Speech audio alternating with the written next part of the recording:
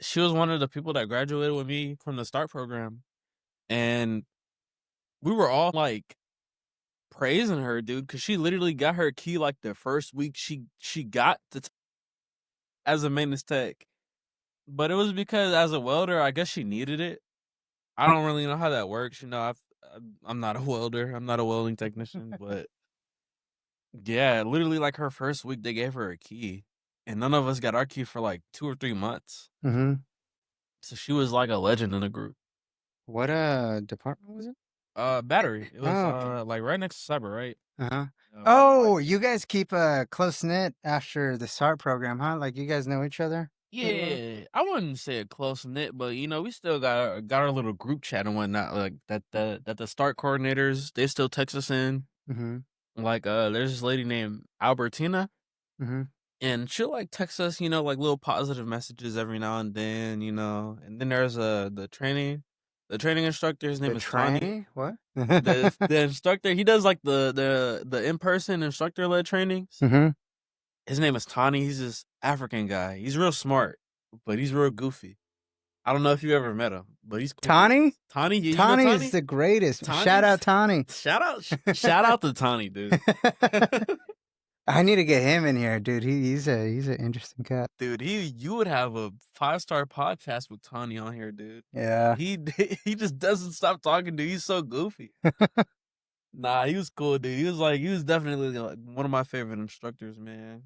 You want to check how loud the headphones sound for you? Yeah. If it's too loud, I could bring it down. Really. Yeah. There's a right left. It's 1 2 1 2. Oh, that's so crisp. That's so crisp, man. Hold on, this feels like a movie, man. Like a movie? Yeah, like a movie, man. This is like a light. like a light, like a light, like a light. This is like the fanciest setup I've ever seen in person, bro. I'm not gonna lie. Like, how do you feel? Trying to like adjust it to where. How do you feel? Oh, that's up to like, you. Yeah, however you like. Make it like sound like a natural sound. I was just trying to get a good view of the laptop so this doesn't get in the way. Oh, because that's the shitty part about these arms is that they do get in the way, but they do add to the podcast. Like yeah, they give it a bit of aura. Like yeah, the peripherals. Yeah. It's good visual or whatever. Yeah, I like to see the little RGB, the mic stands, the mics, the equipment in the podcast. It makes it feel like it gives it like an authentic feel. Mm-hmm. Because if you're like imagine like I'm on the podcast like, yo, what's up? Welcome back. This is episode 3. How are you doing today, Gerardo? Like those street interviews that they do. Yeah, nah, like try to keep the microphone like a fist away from your mouth. like okay. Yeah. Try not to that's yeah. I mean, the closer the better. I mean, if you could go like that the whole time, that's cool. But obviously, I mean, you're gonna move around, so it's not gonna happen. Yeah. So really, it's just like as you move around, like move the microphone with you. It takes practice, dude. Like for real. Like I didn't really notice this until Carlos came on, where he was like, "Oh well, it's like a game." A game? The fucking keep the mic in your mouth again? Keep the mic in your mouth. Dude, that sounds like a $50,000 game show. What kind is this, man? Dude, it's I think it's called like Mad Labs Dispose. Do I need to do anything? You just pull on it, man. Put your lips on it and you just suck it. What the? I'll take a hit, man. Dang. Keep that right there, man. We want to grab it? No. We're what I've come to realize is that people that smoke weed, there's I would say the majority of people. You tell me where you fall, but yeah, you like to. Most people like to get blasted, or at least the people that I know that smoke weed, or do edibles. They want to go to outer space, man. Yeah, they really just want to just float out there and see where it takes them, Yeah. And I hate that. I hate that. So, probably more so because of my first experience with weed. I just got blasted and just projectile vomited everywhere. Oh man. But ever since then, it's just like little by little, right? So I do like one puff and then I see where I'm at. I give it like because it's kind of instant. It's like a minute or two, then you start feeling something. Yeah. Then I decide whether or not I want another puff or not. Okay. But the edibles, it's just you can't really too intense. Yeah. You can't decide like I'm only gonna have 10 milligrams unless you're experiencing, Yeah. But if you don't know, and you're like, you take an edible and I don't feel anything. Hour later, It's famous last words. let me take another one. Yeah, and no, it's terrible. It's terrible. But do you like to blast into outer space or what? See, I'm not gonna lie. Honestly, it depends. Like there are some days where I'm just like, you know what? I have all my chores done. No more responsibilities to take care of. No more errands to run. Let's. Oh shit. Then Sorry for the vibe here, but this is this auto thing switches the camera between you and me. Yeah. So this entire time it's off. So this entire time the camera's just been looking at me. Yeah. I mean, well, yeah. technically, like only you've really said something like when you were talking about like getting blasted. So yeah, we're not really missing out on much. I feel like. Well, now it's auto. So now it's switching back and forth. What's up, guys? Yeah, when you get a chance, you could check out the setup in the closet here. But yeah, this is where I make sure this is where I do my producer side. So I try to split myself, like part of me here, part of me over there. Yeah. Actually, say something real quick. Chicken nuggets. Oh hell yeah! Hell yeah! Say something again. Chicken nuggets. Look at the camera and say chicken nuggets centrally. Hold on. Oh, take a drink. Take a drink. Look all serious and. No mames. A la verga. Bro, I've been picking up on like little Spanish like here and there, like working with Misael and Ricardo and everybody like those are the guys to learn it from. Yeah, they think it's the funniest shit ever, dude. They'll pull me aside, they'll see somebody be like, hey, say like if it was you, for example, they'd be like, say Pinche Gerardo. Mm-hmm. like just teaching me curse words. Yeah. They think it's the funniest shit ever, bro. It is the funniest shit ever. Yeah. Like, you don't really want to teach people Spanish, but if they don't know what they're saying the most vile shit. It's so entertaining. Yeah, like they're probably telling me like, hey, this means thank you in Spanish. Whole time it means chicken penis. Like, I don't know. People are like that, dude. I think it's funny though, like. I mean, the Mexicans are definitely like that at work, yeah. Yeah, for dude. Sure. I love working with them. They're funny. Like they keep work interesting. They keep me entertained. It doesn't feel so slow at work. Being around people I like to work with. Because I feel like that definitely could make or break your work day. Like imagine you're working with 5 to 6 people that you have no interest. Like you share no common interest with.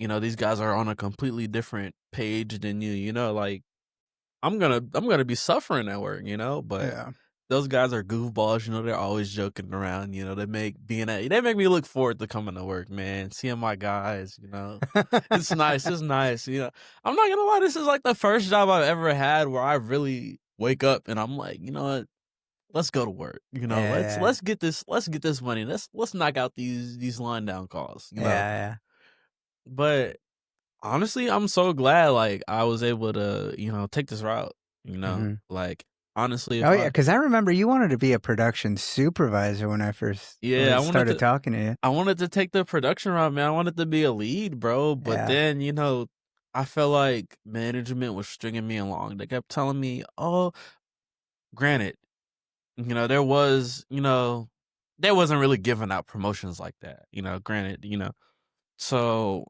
But it just felt weird for my management, to keep telling me like, hey, you're on my list of people to promote, like you're doing great. You're excelling, like we can tell that you really want this position, things are looking great. You have a bright future here at just all these positive, positive affirmations. Positive affirmations. Yeah. All these optimistic words, and I'm just like, okay, they mess with me, they're gonna throw me a bone. They're gonna throw me a bone. And then the opportunity never came. you know, and they just keep telling me, "Oh, you got to be patient."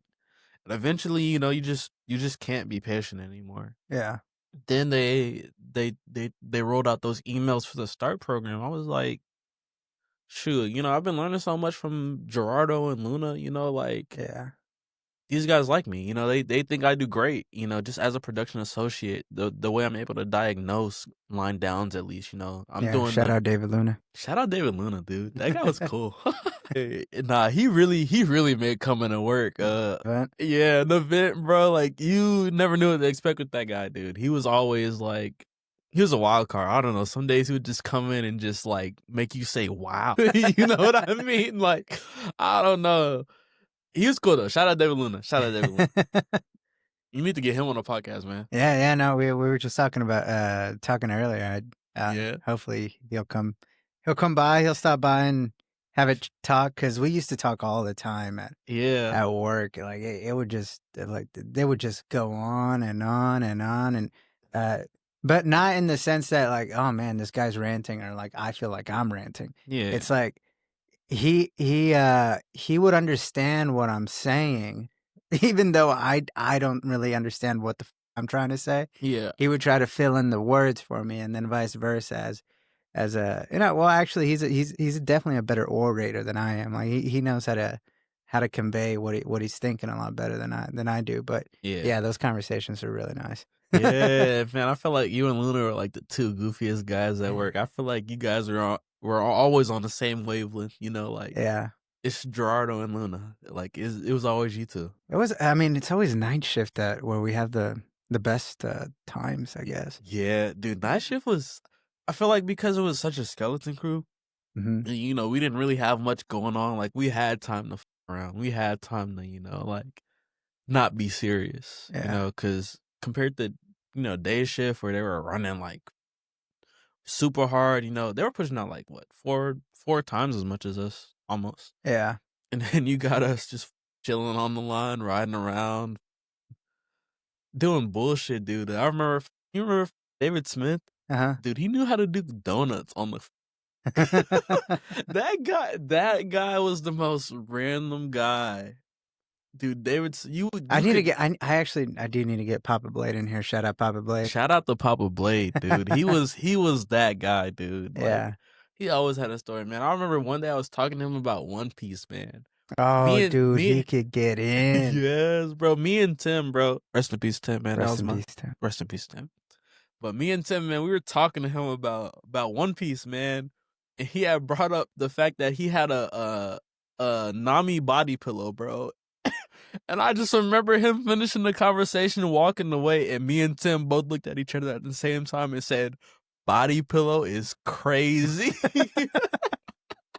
Like, no disrespect to Papa Blade, bro, but the body pillow is crazy. Like literally after he said that, bro, me and Tim zoned out. We didn't hear anything else he said for the rest of the conversation. Like we were focused on the body pillow and the body pillow only. Shout out to Papa Blade, though. We love you, Papa Blade. But the body pillow, like, you're saying that it's like a life-size pillow that he can hug at night. Bro, nah. The craziest part about it was he said he has one side where she's naked. Dude. He was like, sometimes I just turn that mother over and boop.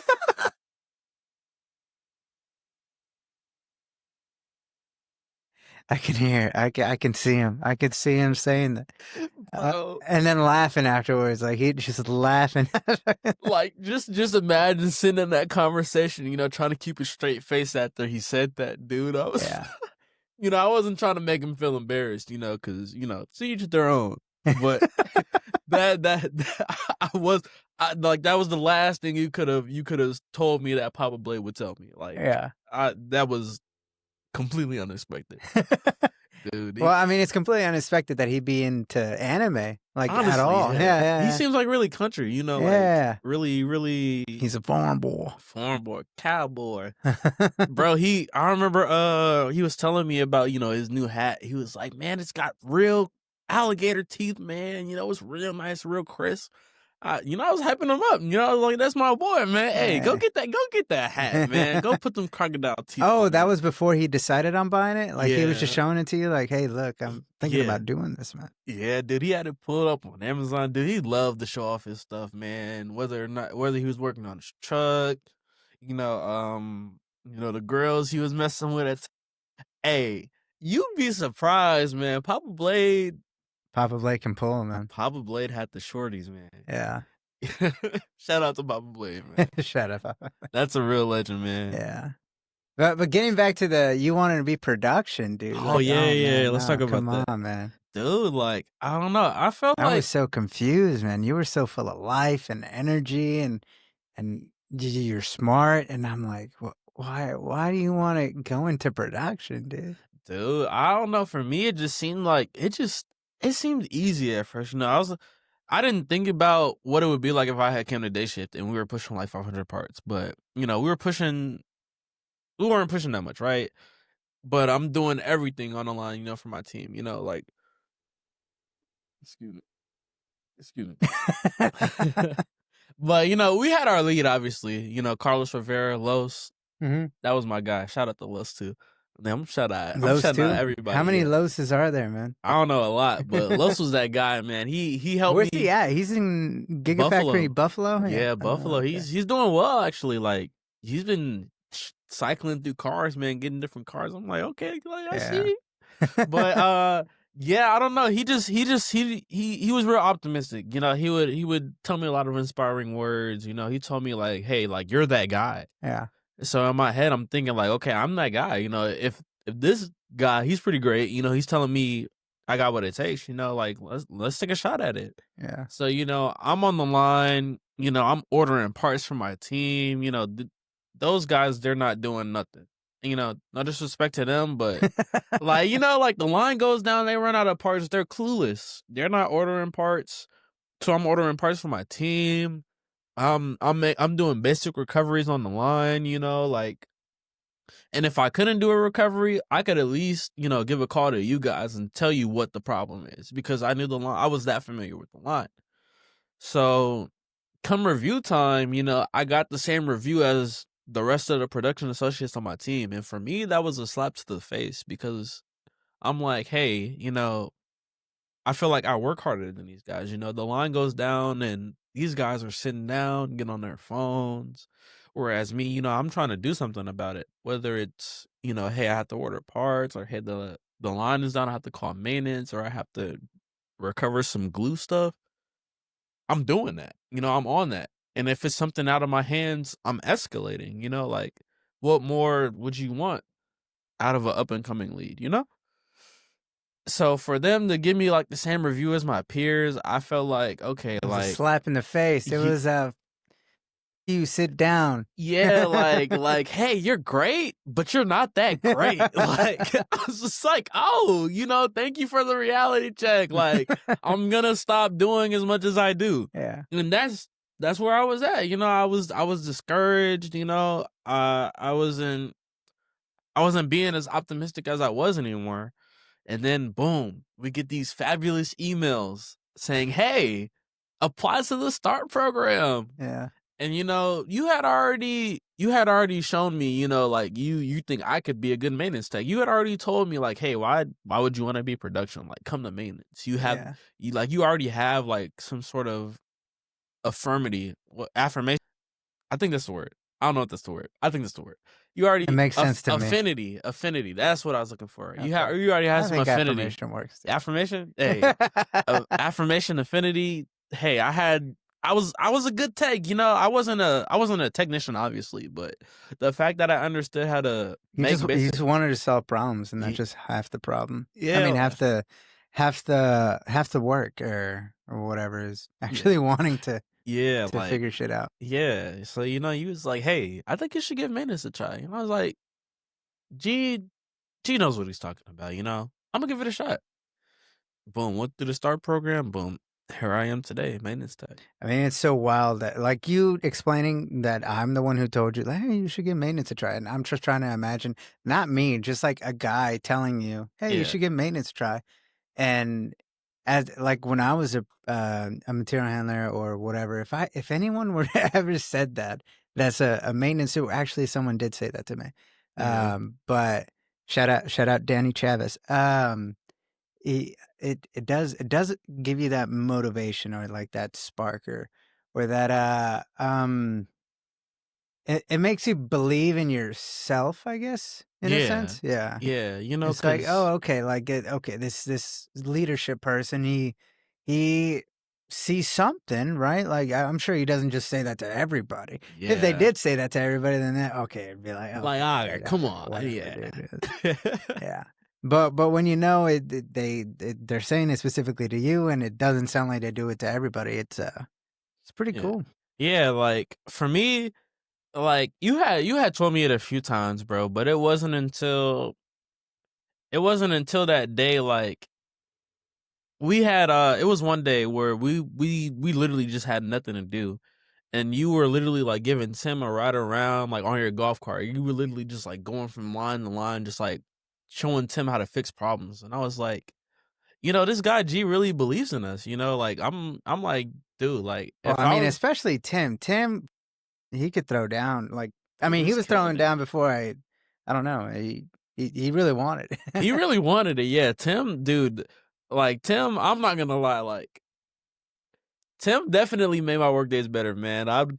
He would always understand. We had inside jokes, man, that nobody else would understand, you know? And it was so crazy because me and Tim, I feel like we come from such different backgrounds. But the fact that we were able to relate on as much as we did, you know, and be as cool as we were, Yeah. like if you would have met me without if you would have met Tim without knowing me, like you would not think like me and Tim would get along. You know, Tim's so to himself, you know, quiet. Yeah, but he's nice. Yeah, Yeah, you he's gotta nice, but you're nice too. So I would thank you. definitely assume that you guys would get along. Oh, okay. I don't know what I'm talking about, guys. Yeah, nah. But yeah, like it was that day, like I saw you giving Tim rides around on your golf cart. I was like, you know what, like this guy G, he really believes in us. To the point where he's showing us like, hey, you know, this is what we do. This is our job. You know, and I believe in you so much that I'm going to give you a behind the scenes view of what we do, you know, an in-depth view of like what I'm usually dealing with. Yeah. And so, you know, me and you, we had a pretty good relationship on that shift, I feel like. Mm-hmm. And I didn't feel like you were telling each and everybody they could be maintenance. Because, you know, let's be real, there were a couple of production associates that would do some dumb shit. More than a couple, man. They would do some dumb shit. I don't know. They thought they were that guy and they would try to fix the line without calling maintenance or escalating or I mean, it's anything. just arrogance that I don't like, and that you and Tim never really ever displayed that ever. Yeah. And sometimes people that are trying to move up or whatever and trying to show that they know how to do stuff, they do it in an arrogant way, and it well, at least to me, that to me it's a disqualifier because I don't want to work with arrogant people. Yeah, like why would I want to put you on my team? Mm-hmm. Understandable. That's Yeah, valid. I mean, unless they're just great. Because the thing, you could be, I don't know who I was talking to, but you could be great. If you're great, then I mean, you could, you're afforded some arrogance, but Yeah. Like, okay, I can't tell you shit. Like, you yeah. know your shit. Okay, I'll give you that. Like, Mm-hmm. okay, that's understandable. I could definitely deal with that. Like, if this guy's just a prodigy, like, boom, this guy doesn't even know shit about minutes, but for some reason he's able to put two and two together. Like, you know, like Yeah. you deserve to be on maintenance. Like, you've earned the right to be arrogant at that point. Mm-hmm. Like you're So forced your way in, but I mean, you earned it. yeah, like, dude, Yes. like, I mean, some people had to just blaze through the shit, you know? yeah, Even if they're not like agreeable personalities. You just got to be undeniable. I mean, that's the main thing that I tried to sell everybody that knows me when I first got to. Is you want to be successful, you just got to be undeniable. It doesn't really matter what your personality is or yeah, what your like.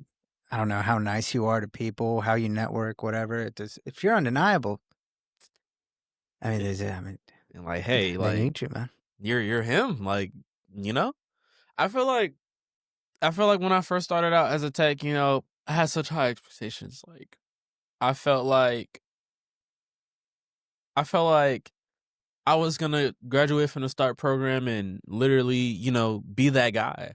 I thought I was about to come back to, and fixing, be that guy. yeah, I thought I was about to come back to, fixing all the faults. I thought I was just about to be, MacGyver on the line, damn near. But it wasn't like that at all, man. It wasn't like that at all. I got back to, bro, I didn't know shit, man. And I think that was like the biggest wake up call for me, In the START program, it felt like they taught you so much. They're cramming 8 different classes, 8 different 16-week classes into 3 months, 5 days a week, 8 hours a week. So, 8 hours a day. So, you're learning a lot in a day, you got these really long classes. I don't know. I just thought I was about to come back to be Superman, man, but I didn't know shit, man. So you felt like you learned enough at the START program where you had that confidence that when you get back, you're just gonna start throwing down. Yeah, I thought I was about to be... but it does the START program does make you, or does give you some tools, or they do actually you do retain some of the knowledge that they teach you. Yeah. It's not just some lecture that you go attend. Yeah, Elon, don't fire me, man. I will say this about the START program, right? Like, they do teach you like general knowledge, right? Like, they teach you about PLC, how to make rungs. They teach you about robotics, like how to jog the robot, how to create a module. They teach you about electricity, ladder logic, relays, all that type of stuff. But they only give you a general understanding, and I think that's what the problem is. They don't teach you information relative to. They teach you general knowledge, right? Like, they're not telling you like, hey, this is some of the equipment you're going to be working with. These are some of the common faults you might see, and this is how you're going to address them. They don't do that. They just have basic equipment in there, and they can only teach you so much, right? Like, so it wasn't until I got back to that I really just had that wake up call, and I was like, damn, like, this is what you guys do? Like, I didn't know maintenance was so... There was so much depth to maintenance. Like, you guys do barrel changes, do spool changes, especially mainline. I was on closures. There's only so much equipment on closures. But on mainline and underbody, did you guys have like every damn thing over there? So I'm thinking maintenance is just adhesive and laser welding. Mm-hmm. Dude, it's so much more than that. And robotics and HMI and PLC, dude, it's so much more than that, dude. It's getting dirty. Doing the things that nobody else wants to do, really. Yeah. And I feel like, honestly, that's what makes it so great, at first. Because, mind you, I never, growing up, my dad wasn't really like too present in my life. I never had a father figure in my life to teach me about, power tools, how to use Allen keys. Or how to think critically. Yeah, how to troubleshoot, Yeah. all of that shit was new to me. Like, I ended up finding out from one of the guys I work with, like, I initially got to, and these guys were looking at me and they were thinking like, hey, this guy's not going to make it in maintenance. Like, this guy doesn't even know what Allen keys are. That was me.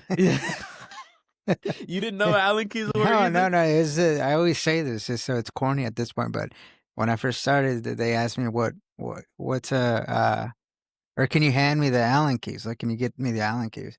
Or not Allen keys. They never said Allen keys. They just said Allen's. Yeah. I was like, wait, who's Allen? Who's Allen? Yeah. Oh, that's hilarious. Hey, that's not something that we started out on the same way, man. Yeah. Because, like, you're literally him. You're him. Who's him? You're you. Gerardo Blanco is him. Oh, yeah. I'm definitely me. Yeah. Yeah. But, like, bro, like, knowing that you started off in the same position as me, that's motivation. Because, like I said, I literally came into maintenance not knowing shit but what they taught me at START program. Like, I've never been a mechanical type of guy, I really feel like when I passed the practical, bro, I couldn't really identify, like tools, and like components like beams and connectors and whatnot. But I was good with, like I wasn't slow, like I had a decent understanding, of, common sense, basically. And I was really good with like Electronics, right? Like computers, phones. I'm really like tech savvy. So when I got to like the coding portion of the That practice, also is what made me confident in you and Tim, is that both of you seem like you guys like technology in general. yeah, Yeah. yeah, So dude. so it'd be fun for you guys to actually understand how that shit works. Yeah, dude, I definitely see you guys like going to like the viewer code and seeing what handshake the robot is on. And I was like, dude, what are all these like green boxes and blue boxes that aren't green? I was like, dude, Yeah. like that shit looks so cool. Like they press buttons and make the boxes light up. Like like the process completes, bro. I never understood them until I finished the start program and got back to maintenance. Like I just thought they were like magical buttons like that you could press and they do whatever like it said on there. Like robot one drop, you press it, boom, robot drops. But no, it doesn't work like that at all. It doesn't work like that at all. It's not what I expected it to be. How does it work? So the process completes. For the audience, for the audience. For the audience. Okay. So the process complete bits, they're literally just that. Like they're bits in a PLC run, right? Whether or not one is set or not set, basically will close what are they called? I don't even know what they're called. It will close a box or Close like a contactor? yeah, close a contactor, or it won't make a contact. It'll reset a contactor. So it doesn't solve all the problems. I can't say that. The process completes is not the one trick fixes all. Yeah, it's like a permission gate or whatever. It's like you can't move on to this step unless this gate is open. And if that process complete is made, that gate opens up and it's like, okay, let's continue. Let's continue. Yeah. Yeah, but it's just been such a great journey. I feel like, I'm definitely glad I took the maintenance route rather than, being production, going the supervisor route. Cause whew. I think if everybody had their own their choice, I think most people would go to maintenance route. Even the people that ended up in production. It's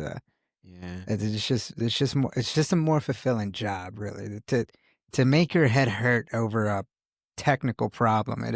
It's exhilarating, and it boosts your confidence afterwards. Like, especially if you understood maybe you don't even like, you're not the one who figured it out. If you understood what happened and like how we got to the solution, it's kind of mind blowing sometimes. I agree. Like it definitely, like looking at a PLC run, seeing what conditions need to be made and making those conditions, dude, seeing the whole run light up green, dude, it definitely gives me my dopamine. It definitely gives me my dopamine. I will say that. Like, that's like the most fulfilling part of my job. Like, everybody says, oh, preventative maintenance is the most important part of the job. But I'm not saying I disagree, but for me, the best part about my job is resolving line downs, man. Like, wait, someone says preventative maintenance is the best part of the job? Okay, maybe not the best, but they say like that's what matters the most. And it does. It is what matters the most. But it's not the most exciting thing. Definitely. It's actually the least exciting thing. The least, dude. I'm losing my mind, dude. Fuck. I know I'm gonna get dirty, dude, or getting under final line, dude. Holy shit! See, especially in Nevada would really, really get dirty because there's just a lot more conveyors. But I would love the days where I would get just disgusting, man. Like, if I entered that plant brown and came out black, like that was an amazing day to me. Yeah. But mostly because I'm not a mechanical guy. So whenever we did have like a mechanical problem and I was able to work through it with the other person who actually understands it. Yeah. That was a pretty like legit moment for me. Yeah. Especially like when you struggle to get something to like remove an O-ring or something simple like that. Yeah. Or maybe something more complicated, like remove a bearing. Getting a bearing puller. I remember when I found out what a bearing puller was. I was like, "What? This is invented? This shit is magic." Oh wow! Yeah. Yeah. It was just a lot of oh wow moments. Yeah. Throughout the process. I definitely agree, man. When they showed me like expert mode on the Kuka controllers and how much more permissions you got when you went into expert mode, I was just like, dude. Or like the engineer is like showing me the different stuff they can do. Like I remember the first time like Humberto, he went to the variables and changed the variable. I was like, bro, you can do that? Like I was like, bro, what? And it's so crazy too, because I remember being on like Powergate, you know, as a production associate and seeing like Jonathan, you know, come up and work with the teach pin on the Kuka robots. And I was like, bro, like, how do you even know what you're looking at? For me, the Kuka teach pendants look like alien technology, bro. I don't know. Fennec seemed like so simple to me. But Kuka, I looking at it as a production associate, bro, I just couldn't wrap my head around it. I was like, bro, how do you even know what you're looking at? You have these buttons on the side that literally just say plus or minus. Like, I was like, bro, what does that mean? Mm-hmm. But I don't know. I feel like, and it's so crazy too, because before I really got into maintenance, I thought Fennec was like so great, right? I thought Fennec was just like the greatest thing ever. So easy. The interface was so simple, which it still is. But now I would definitely say I prefer working with Kuka rather than Fennec. You know, like Yeah. I would have never guessed that my opinion on that would change. But I don't know. I feel like Well, I Kuka. mean, you are on mainline now. Yeah. It's nothing but Kuka. Well, I don't know. Like I guess I just got used to working with Kuka, man, because Mhm. it's there's only 2 Fennec robots Yeah. on mainline, so You've never had an issue with the Kuka? No, I definitely have. Like I don't know everything, Mm-hmm. but you know, learning how to do the different stuff on Kuka, like it just feels so rewarding. Rewarding. It just feels so. I had to, I had to reset that. My nose is kind of stuff, but yeah, I don't know. Learning the stuff on Kuka just feels so rewarding. I guess because I thought it was so complex all that time ago. I thought it was so difficult to understand all that time ago, and now I'm conquering the Kuga. Yeah. I'm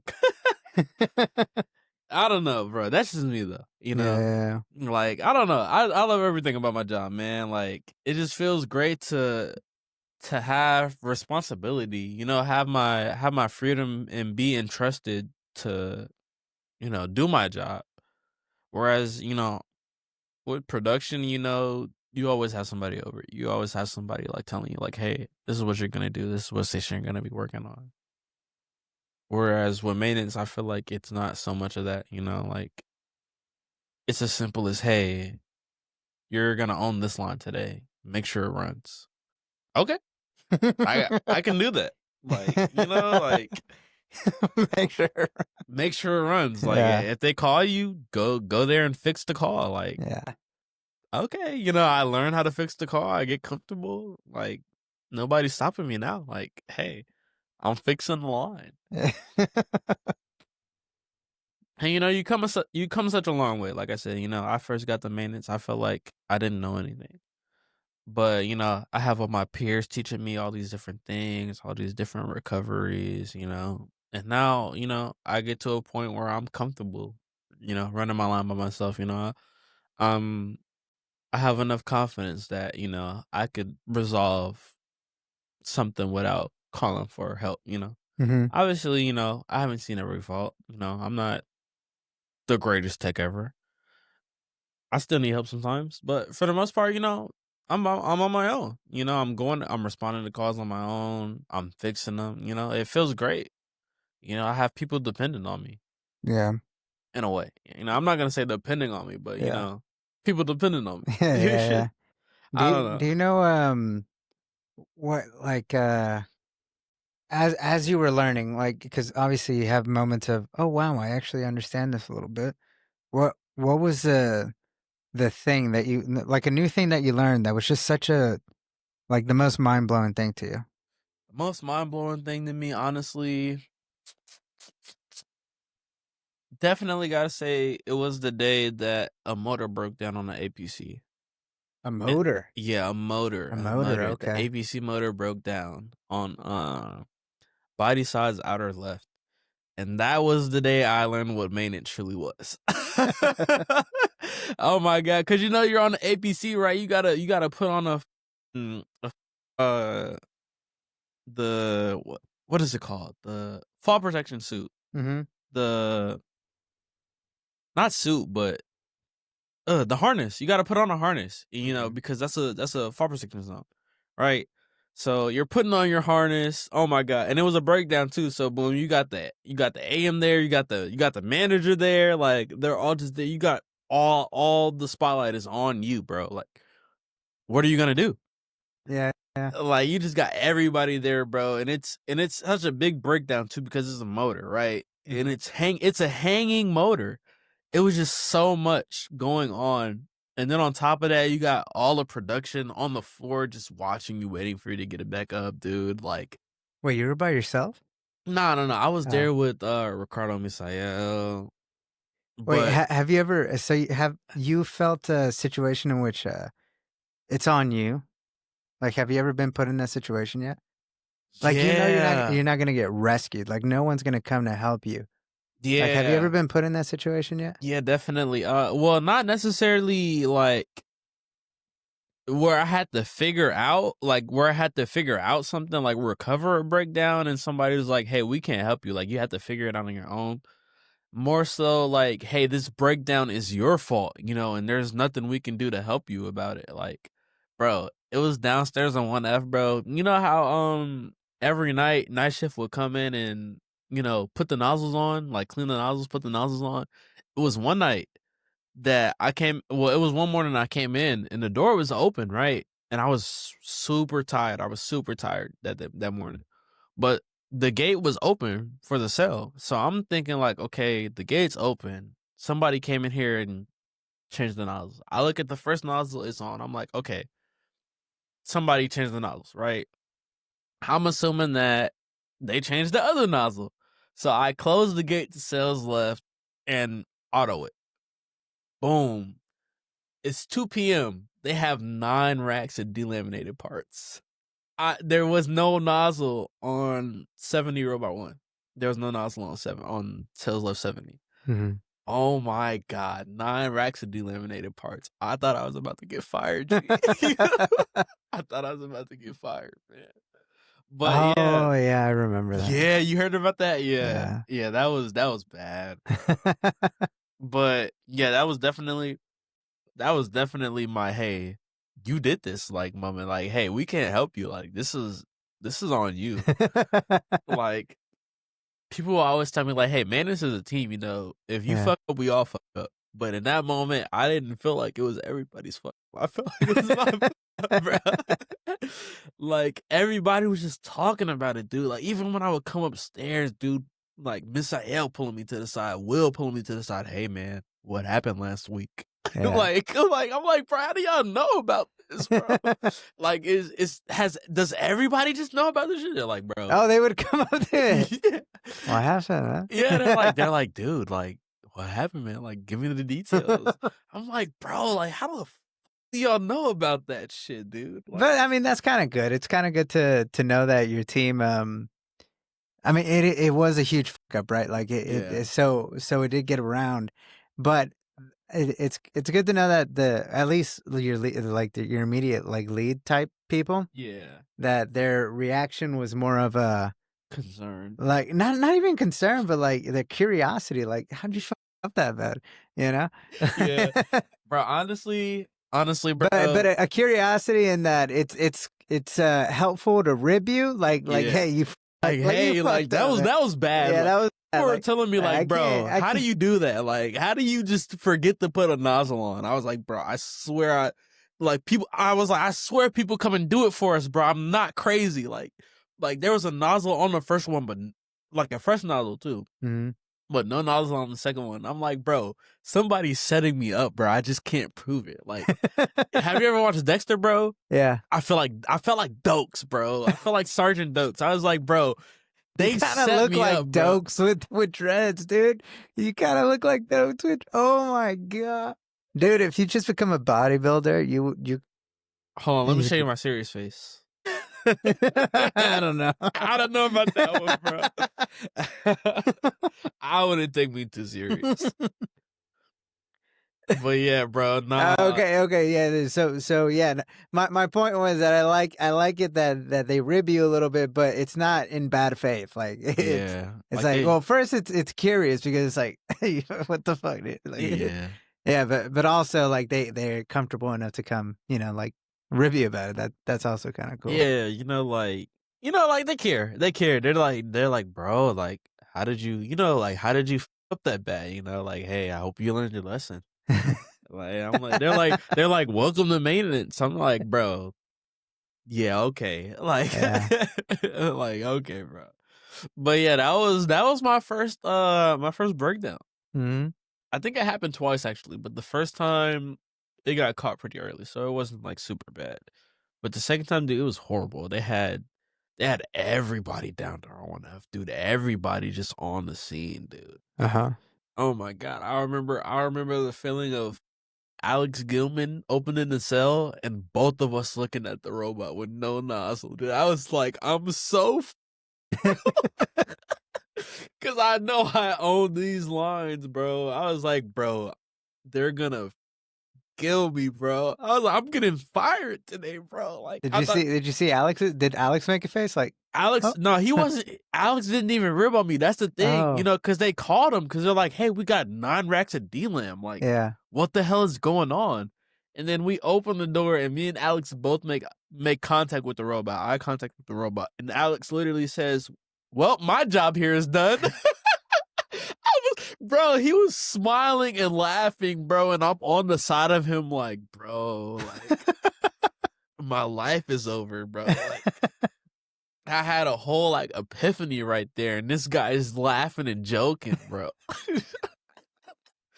Well, I don't, yeah, that sounds, I don't know. I think, I mean, you're definitely better for it. For sure. Yeah. But I just can't help but imagine like companies back in the day, like a little thing like that, you're out of here, big boy. Yeah, like nah, that cost us way too much money, man. Yeah. Like I definitely thought it was the end of my career that day, bro. Yeah. Like, I thought it was over for me. Yeah. But I was a new tech, like mistakes are gonna be made. And I'm not saying that to excuse what I did, but you know, you live and you learn. You live and you learn. Yeah. You live and you learn. Like, literally, like, you see mistakes being made, now, like, hey. I would assume all of us like have been there before, like a huge yeah. Like, dude, I had a huge crash one time. Yeah. Like rammed into the fence. Yeah. I just like made a loud noise and everything. Everybody turned around like, yeah. Oh, that's the worst, bro. When you got everybody looking at your phone, like, you got people stopping what they're doing. They're like, where's bro? Yeah, and man, no, I didn't. I felt well. Actually, I don't know. This was at a time when I was like around my peak, like approaching my peak in the sense of like my reputation at work, where like people saw me as someone who kind of knew what they were doing, right? Yeah. So it hit, and if I was a new tech, I would feel the way that you just felt, like terrible, like oh my god, like is it over for me? Like legit. Yeah. Is it because losing a job is hard, man. So it would like feel this like sense of death, like oh my god. Yeah. But when I was in the position that I was, I like my heart dropped, right? I felt that yeah. But as soon as I felt that, I knew that it doesn't matter, fix it. So immediately it's like, all right, I know what to do. So let's get rid of this collision tech. Like, what if power cycle the robot? All right, and then call my other, because I was the lead at the time. Call the rest of my team over, or just call them on the radio. Hey, I fucked up. Get your asses over here. like help me fix my man. That was the the coolest part about it though is that I did feel terrible, right? But once we all got together and started fixing it, because my team got there, they saw what happened, didn't ask any questions. They just, all right, you go over there. Oh, you go over here. Hey, I'll go ahead and take care of this over here.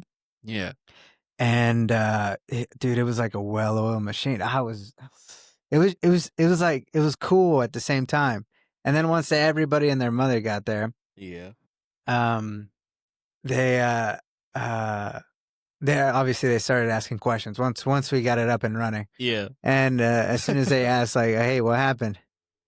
Nothing crazy. Nothing crazy, you know, just gave me a little bit of trouble.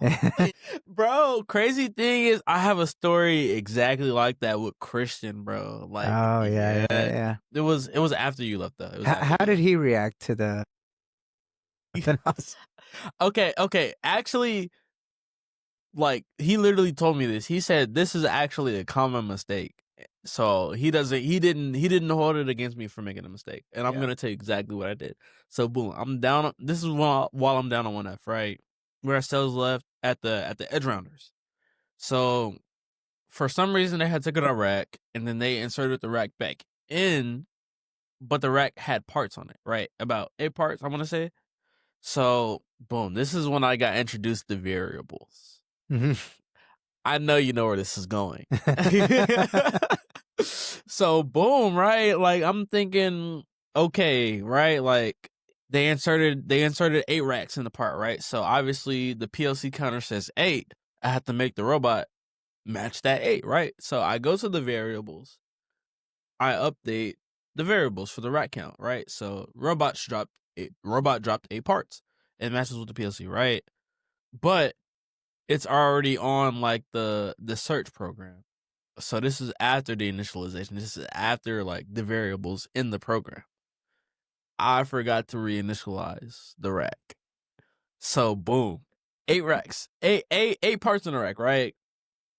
I'm thinking, okay, it matches up, right? It's gonna drop on the 9th part, right?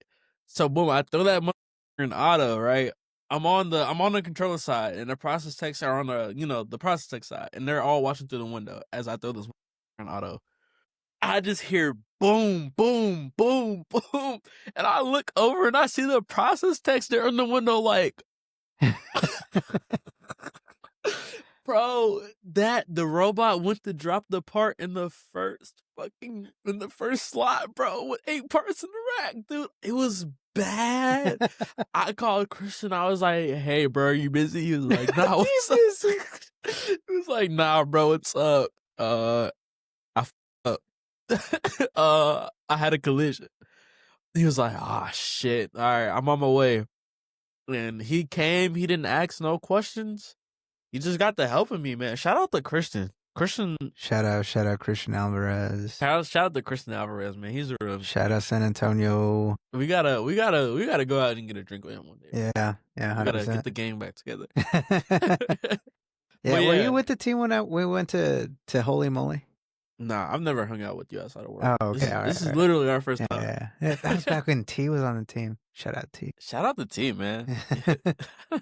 She was cool. She was with me in the Star program too. Oh, okay. Yeah. So, boom, Christian came in. We got straight to work. He didn't obviously he asked me how I crashed it, right? But he's like, okay, man, like, boom, we're gonna keep this under wraps. Like, hey, I'm not gonna say anything if you don't say anything.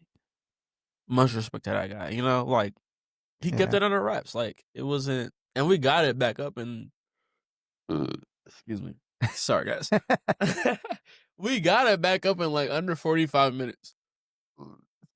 So it's the Coke, man. It's the Coca-Cola. But I like how you had to clarify. You caught that, bro? I tried to make it subtle, bro. I'm gonna clip it out. It was the Coke. It was the Coke, man. As I'm gonna clip that. It was the Coke. It was the Coke. As I had the stuffed nose, dude, like me, But yeah, man, me and Christian got straight to work, man. Luckily, the collision didn't cause like major damage to the robot. It just caused like one bent like pipe. One bent. It didn't cause any major damage to the robot. It caused like one bent pipe. Yeah. If you want to bring it back, you bring it back. But nah, yeah, it didn't cause any major damage to the robot. Honestly, it was like one pipe that was bent. I'm thinking we have to adjust the suction cup at the end. He was like, no. Let me show you something. He adjusted the whole bracket for the pipe. That way it sat lower. And I was like, oh, see, this is why they pay you the big bucks. Yeah, but we got that motherfucker. Could you imagine Christian was in like the same place as you were, like when Cybertruck first started? He really was? Yeah, 100%. Dude, I would never be able to guess, dude. Christian damn near knew everything, man. Like that guy he was him on 1F, man. Like, shit. Remember how we used to say if Gerardo can't fix it, it can't be fixed? I thought the same damn thing about Christian, man. Christian didn't know what the fuck was going on. We're I can imagine him admitting, like, when he didn't know what was going on, he would just be like, yeah. I don't know. Bro, he makes that same face, bro. I don't know. like super serious, super stoic. Like he's just really just like stumped. And he looks at you, he starts smiling. He's like, yeah, I don't know, man. Dude, top 5 guys that knew their shit and made it in no order at all, dude. Christian, Gilberto, Will Banks. Which Gilberto? Gilberto Garcia. Gilberto. Shout out Gilberto. Shout out to Gilberto, man. They need to give that man a lead position, man. Shout out Gilberto. Shout out He should be a lead. He should be a lead. Get that man a raise. Get that man a raise. Daniel Lopez and Juan Hernandez. Yes. Juan was really the go, man. He was. I know he was tired of me following him around all the time, bro, but there was not a problem that Juan could not fix, man. Shout out to Juan. Shout out Juan. Shout out to Juan, man. He's just a chill guy. Dude, who are your top 5? Why you never finish your top 5? Oh, that what? Okay.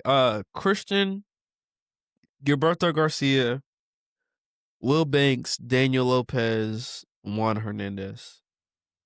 That's my top 5, in no specific order. Let's get a top 5 from you. What, like of all time? At least that I know of, like. Oh, that you're aware of. Yeah. Oh. It's tough, man. It's tough, man. This is tough. What do you think about Johnny Ginches? I definitely think he's. Yeah, because I'm trying to think of who you still know. Because there's some guys that have left that were just absolute ankle grabbers, man. Yeah. Yeah, ankle grabbers. You know about that? Yeah. Yeah. If you name them, I could tell you whether Axel. You don't know Axel? No, I don't know Axel, man. Alfonso. Well, I mean, I would just say that we have a good amount of guys that are more than top 5. So I'd have to give you like a top 10. Okay, top like top 14 or something.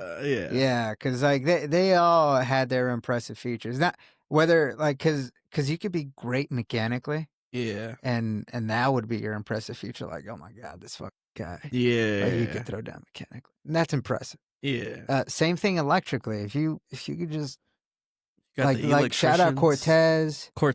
Yeah. Shout out Zach Coleman. Like these guys were just elite. Yeah. Electrically. Yeah. And then you got other guys that are more control savvy. You got other guys that are more robot savvy. Yeah. And I mean, really, what you want is a good mix of all 3 of them. That's kind of what makes up mechatronics, right? But yeah, everybody had their own thing. Also, you also can't like you also have to include like their personality, like how good were they in a punch? Like how good were they in the clinch? You know, like when we really needed them, like. Yeah. Whether it's like a leadership position or with someone who just understood what the issue was and was able to get to the solution quickly. You know? Yeah. But yeah, no, I mean, Christian's obviously up there. Christian they called him Baby G. Baby G, I remember that, bro. I remember that. Yeah. So I always saw Christian as like I mean, you have to be good, dude. Like you can't be called Baby G and not be a G, you know? Like yeah, like you got to know your shit, man. Yeah. And what was so like impressive about him is that he got on so quick. So quick. Yeah, because you're over here telling me like, man, he was clueless when Cyber first started. Like, dude, I would never guess, dude. Like, well, I mean, he had a foundational. I mean, he came from Toyota, right? But yeah, true. Yeah, but initially, like, yeah, I mean, I like you could ask Ram if you ever meet Ram, he could give you a good description of how Christian was initially. Oh, a Ram or a Phil. Yeah. I mean, these guys. I mean, they kind of like had a part in playing into making Christian who he is. Like, they were great. Shout out to Ram. Hey, Christian. Oh, you do know Ram? You don't know Ram? I don't know him, but Christian will always credit Ram to him being who he was as a technician. Christian gave all his glory to Ram. So shout out to Ram. I've heard a lot about you, man. Shout out Ram. Shout out to Ram. He needs to come on the pod. Yeah. Never met you, man, but I'd love to watch an episode with you, man. Love to get to meet Ram. But yeah, man. Oh, honorable mentions. Jonathan Ginches and Cortez. Yeah, Cortez, man. Cortez can throw down. Man. You guys were great, man. You know, you guys are great. Keep being great, man. Keep being great. Yeah. But yeah, no, like, honestly, like, those guys, man, like, they're obviously, you know, there are some techs that don't take their job too serious. You know, they're just there to get their money, you know, clock in, clock out. But then you got the guys that are like really passionate. Oh yeah, Miss IL too. Miss IL, honorable mention, Miss IL. Shout out to Miss IL, man. Miss IL's the goat. Yeah, Miss IL's the goat. But shout out Diego. Shout out to the whole mainline underbody crew, man. You guys have helped me get so far, man. Shout out to Ricardo Vela, Luis Escalante, man. Shout out to all you guys. Okay, all right. Now he's sucking over this. Yeah, okay. Now I've completely lost the pot, man. We went from top 5 to like 12 different honorable mentions. But yeah. Nah, I don't know. I got so much love for everybody, man. I want to give everybody their flowers. You know. Thanks to everybody who helped me get to where I am, man. I know it's not easy, man, having a shadow following you all the damn time, asking you all these damn questions. But you know, at the end of the day, it makes me a better technician. So thank you guys. Yeah, I have such high hopes, man. You know, I wanna get to that point where I'm pulling up on calls, like no question, getting straight to work. Like, oh, I seen this before. Like, that's my ideal. Like, okay, you've made it, right? Like, okay, you're good. Like, you're good at your job. You've officially, you know, like, you're somebody. You know, not that I want to be perceived, you know, as like just this great person who's great at his job, but I really just want to be able to help my team. I want to be able to be put in any situation and be helpful, you know? Because as a level 1 tech, I don't know too much, right? Like, I see some breakdowns and I'm literally just following people around, trying to see what's going on. Because I've never seen this stuff before. So, you know, I know that type of stuff comes with experience, right? Like, you're not just going to be the greatest tech ever because you went home and you did a bunch of trainings. You know, like, I mean, sometimes you do, you know? Okay, true, yeah. But for me, I feel like... Because there are people out there that take work home and actually, you know, like, really study this shit. Yeah, as a matter of fact, shout out to Ryan Schlett, dude. Shout out Ryan Schlett. He was a maintenance tech for a year and a half and became an engineering tech. Dude, he became the main guy for joining. He became the main joining. Whoa. So, like, let me get something straight here. Okay. If you become an engineering tech, that doesn't mean you're, like... Engineering. No, I'm not saying engineering. I'm saying whether, like, it fits between an engineering tech and a maintenance tech. Yeah.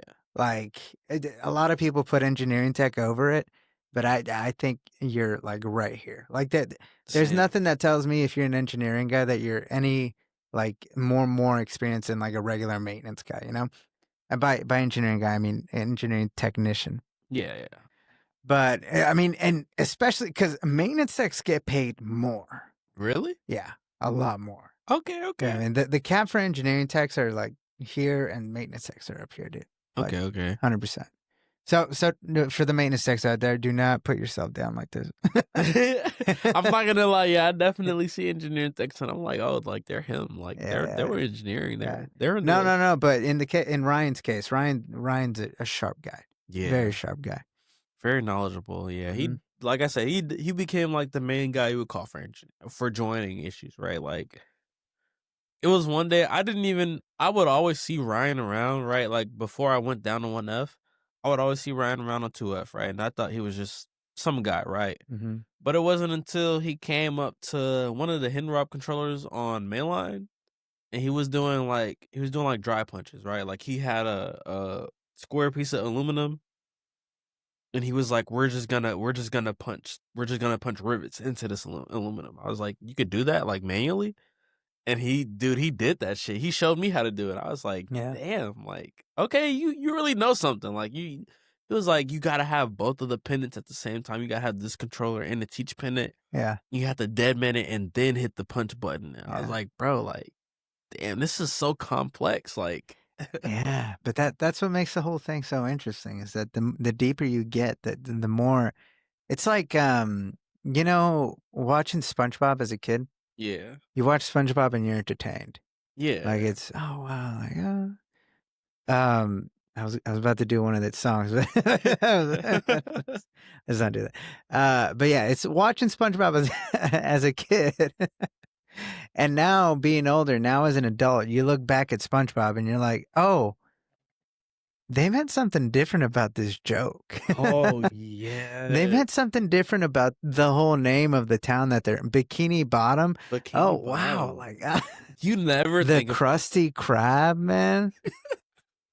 Bro, you never like, bro. You the Krusty Krab's like the building is a crab trap. Yeah, like in real life. Like, yeah, bro. Like you would never catch these jokes either. Like as a kid, like these were really, really good jokes. Like to us as a kid, like to the point where like you wouldn't understand. Like, what's a joke I can think that was an adult joke?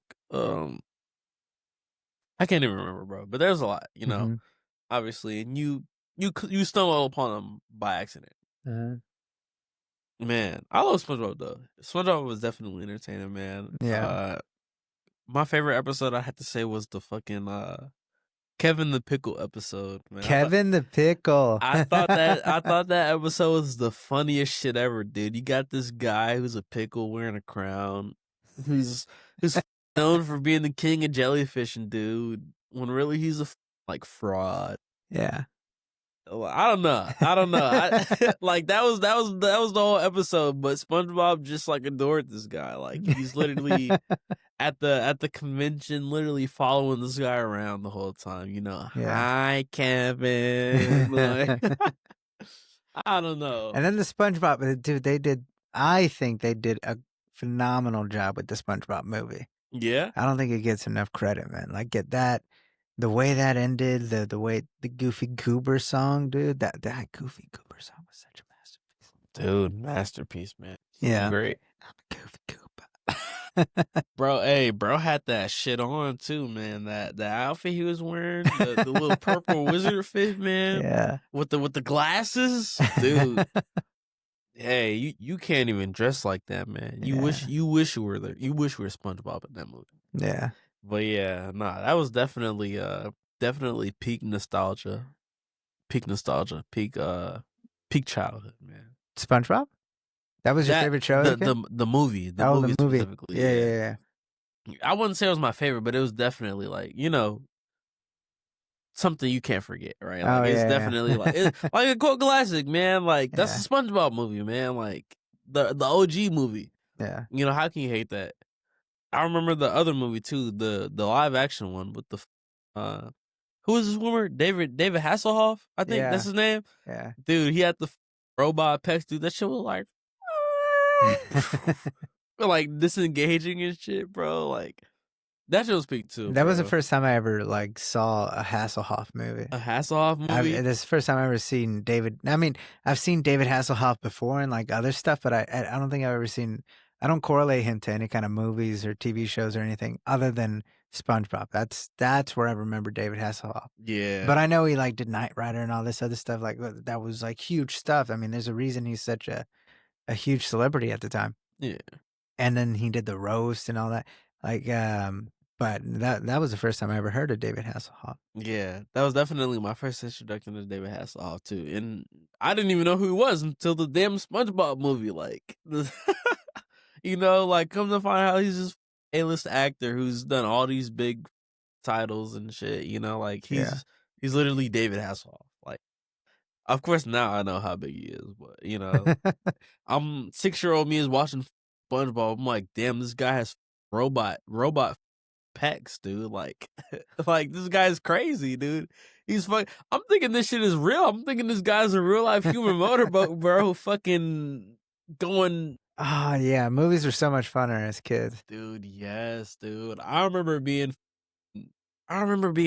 scared of Bloody Mary, dude. Oh my god.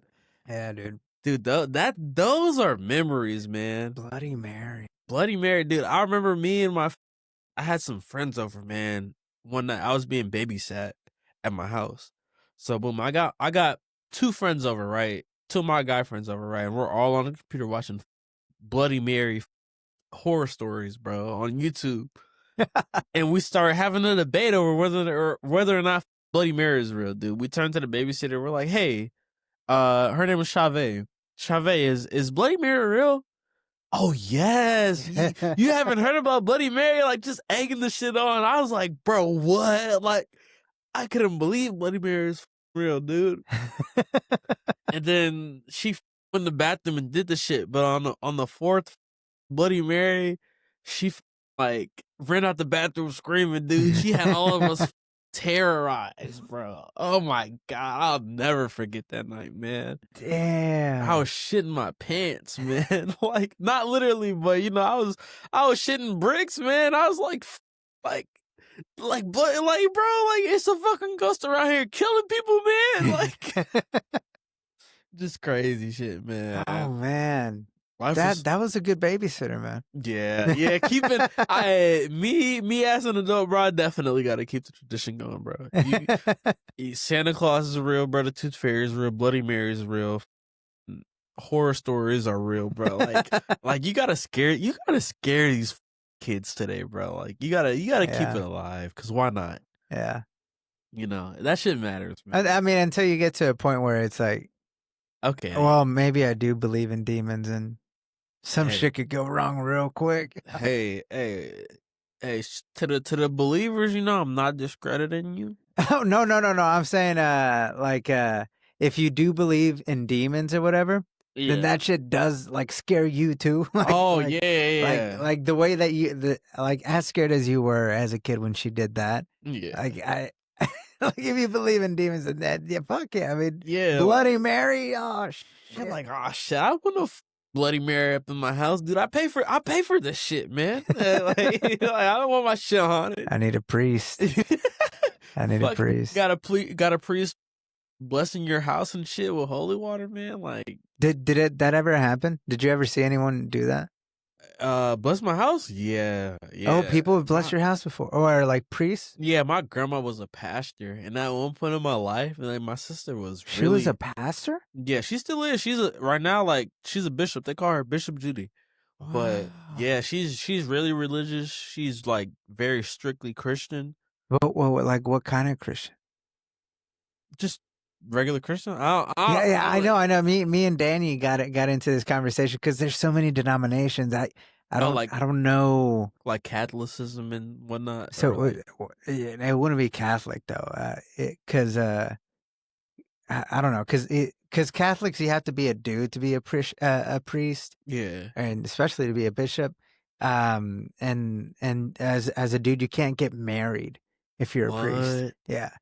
Dude, you can't get married. You can't have relations. You can't, dude. You can't. Dude, you cannot have sex. What? Dude? Yeah. Dude, those priests suffer, man. Yeah, they suffer. They suffer. Well, I don't know. I don't know, but I don't think I'd be able to do that. I couldn't do it, bro. Hey, to those priests out there, man, you're a real Dude, shout out David Luna. Shout out to David Luna. Shout out David Luna. Hey, you're on the pod right now. You're live, dog. You're live, dog. Here with the Star. Oh, I'm live with Star. What's up, Star? What's up? What's up, man? What you do? Just chilling, man. What you up to, man? Back in the fields, man. How you liking that, man? I mean, it's where my heart was to begin with, bro. Yeah. Hey, I'm happy to hear that, man. Yeah. I'm back doing automation and shit, bro. Basically just programming. Yeah, okay. Hey, pop your shit, Luna. Hey, you know your boy out here, the latest maintenance tech. Hey. That's good, bro. Yeah, I heard, man. That's good, man. Great.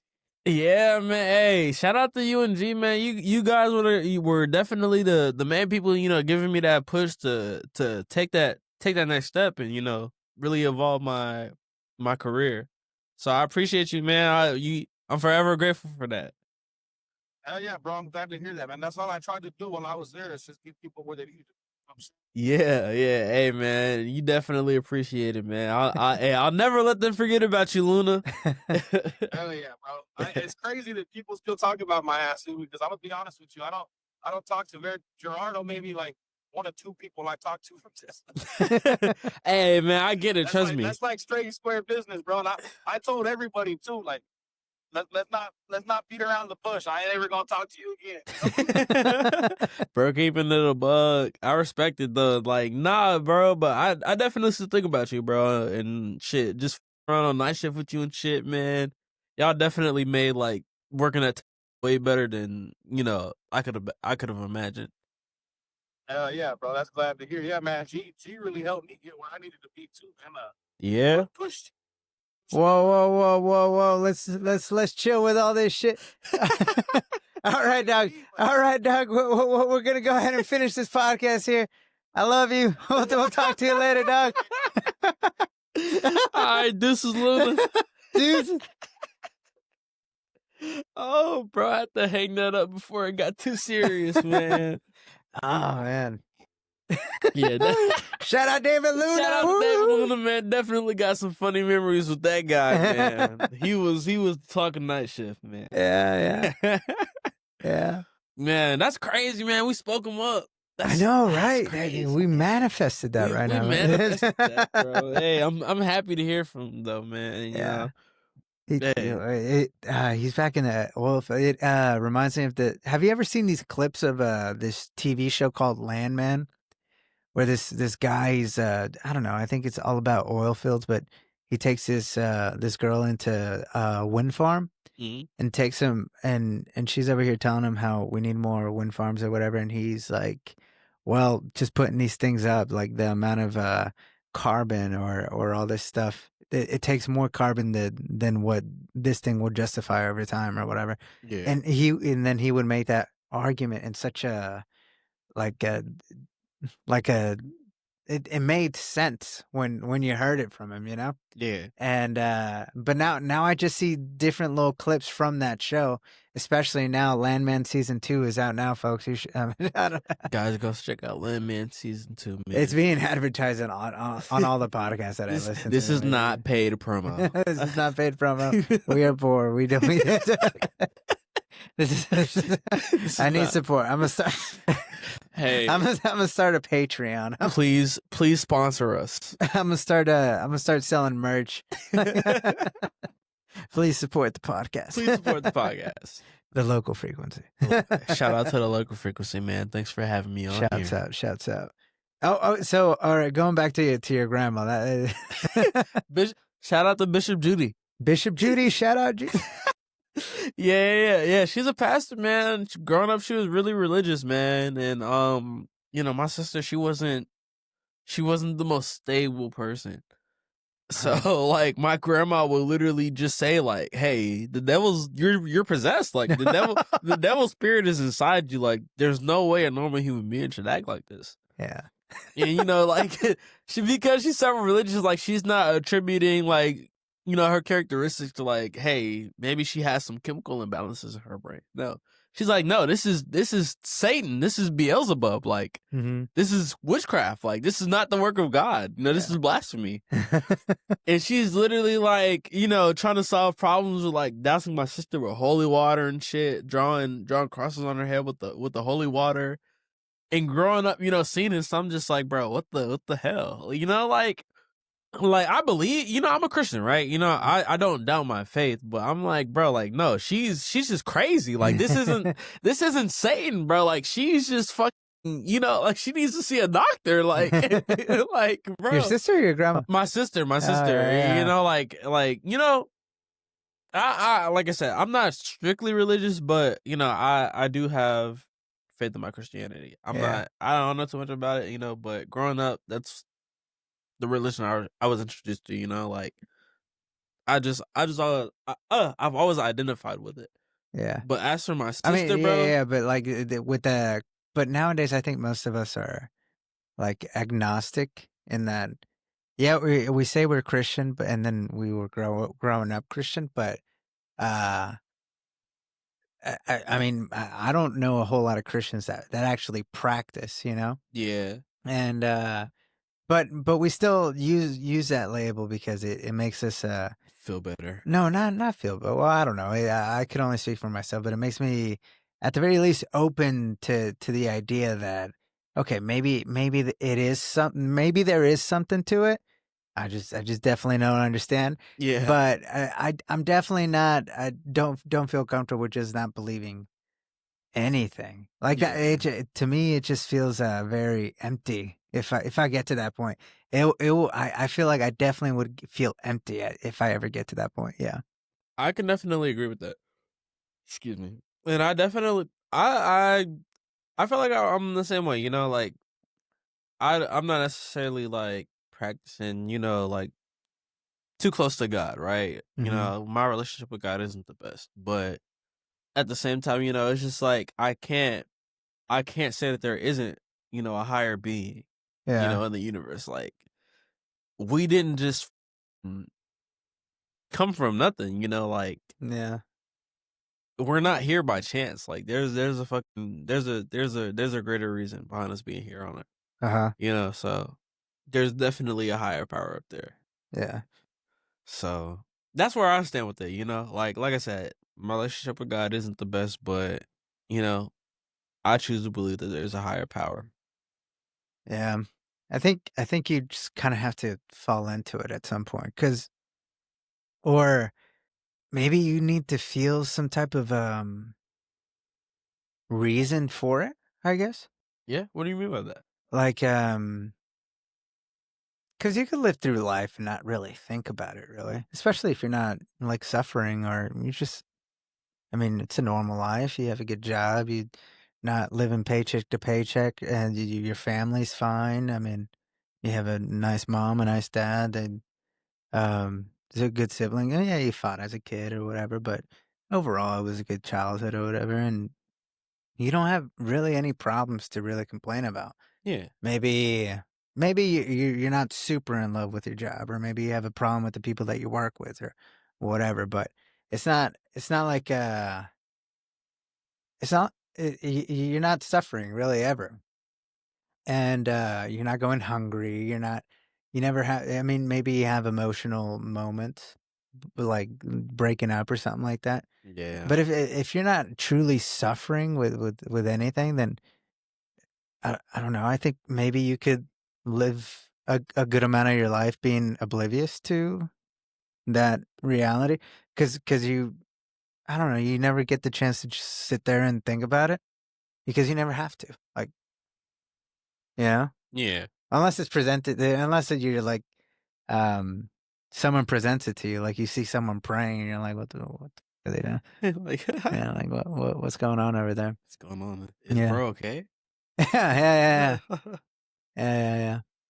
But yeah, nah, I definitely feel that though, you know, like for me, you know, it was because like everybody around me was just like, you know, going to church. I've always been brought to church by my mom, you know, it was something I couldn't really question, you know, like it was what I was familiar with, you know. For me, like as a kid, for me it's better to, you know, like just stick with it, you know, like it's what I've grown up with, you know, it's what I'm familiar with, you know, like it's gotta be, you know, like I don't know how to explain it, man. I don't know how to explain it. I ain't gonna lie. I yeah. can't even put it into words, you know. Yeah. But for me, it just felt right. Uh-huh. It just made sense to me, Yeah. you know. So But it definitely doesn't like consume your headspace, really. yeah, like Yeah. I'm not just always like, you know, thinking about what's out there in the universe, Yeah. you know, what's my purpose, you Mm-hmm. know, why am I here, you know, why am Mm-hmm. I created, you know. What's That happening around me? yeah, like Yeah. you know, I'm not really like focused on that stuff. Honestly, I take life day by day. Mm-hmm. I don't tend to, you know, I'll plan for something important, right? But I'm not necessarily like planning for like every possible little thing that can go wrong within the next week or you know, like I just wake up and I take life day by day.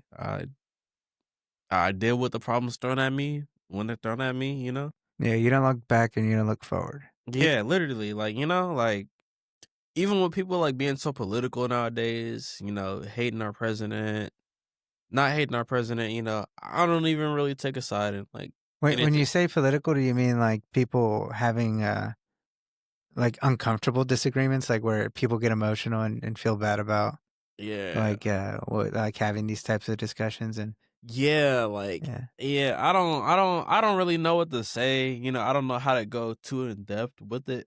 But Mm-hmm. like, you know, it's just some people like if you say the wrong thing, they will go left on you. Like they're just like you really believe that? Like are you stupid? Like dude, some people will die by their political beliefs, bro. And honestly, I just don't feel like it's that serious, you know? Like Yeah.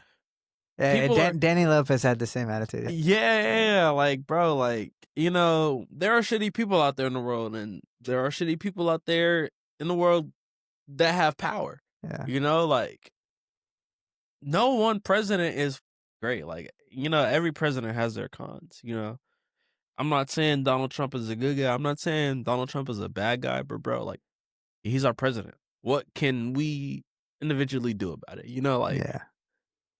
the decisions he make, the bills he passes. You know, like I mean, it really just depends on how you feel it affects you and the people around you. fair. You know, Yeah. because Because if something affected you, then it's like, oh then wait, it's like, how the okay, what fuck the did this fuck is he happen? doing? Yeah, Like, well, not even like the Trump as an individual, because the way I think most people need to look at government is like its own organism. It's not. Yeah, there's a head. Trump is the face of it, but really, it's it's bigger everything. than that. Yeah, it's everything behind it. The Trump, I mean, the face of it has a significant part in it, but it's a whole it's a system that no one really understands. It's like regular people, I don't think really understand how our government works or what the purpose of government is. Like Yeah. why do we have these rules? We just kind of assume because they're working, right? We're not they're like it's not we're not suffering or anything like that. We're making money. We have a job, you know. Yeah. We can have aspirations. Like there's ways that we can move like up the ladder, so to speak. Um, but it doesn't consume anybody's headspace, and I think it's because having any political conversation is it gets people emotional in a negative way, and it ruins relationships, Oh yeah. and that's what it's that's what makes it icky, man.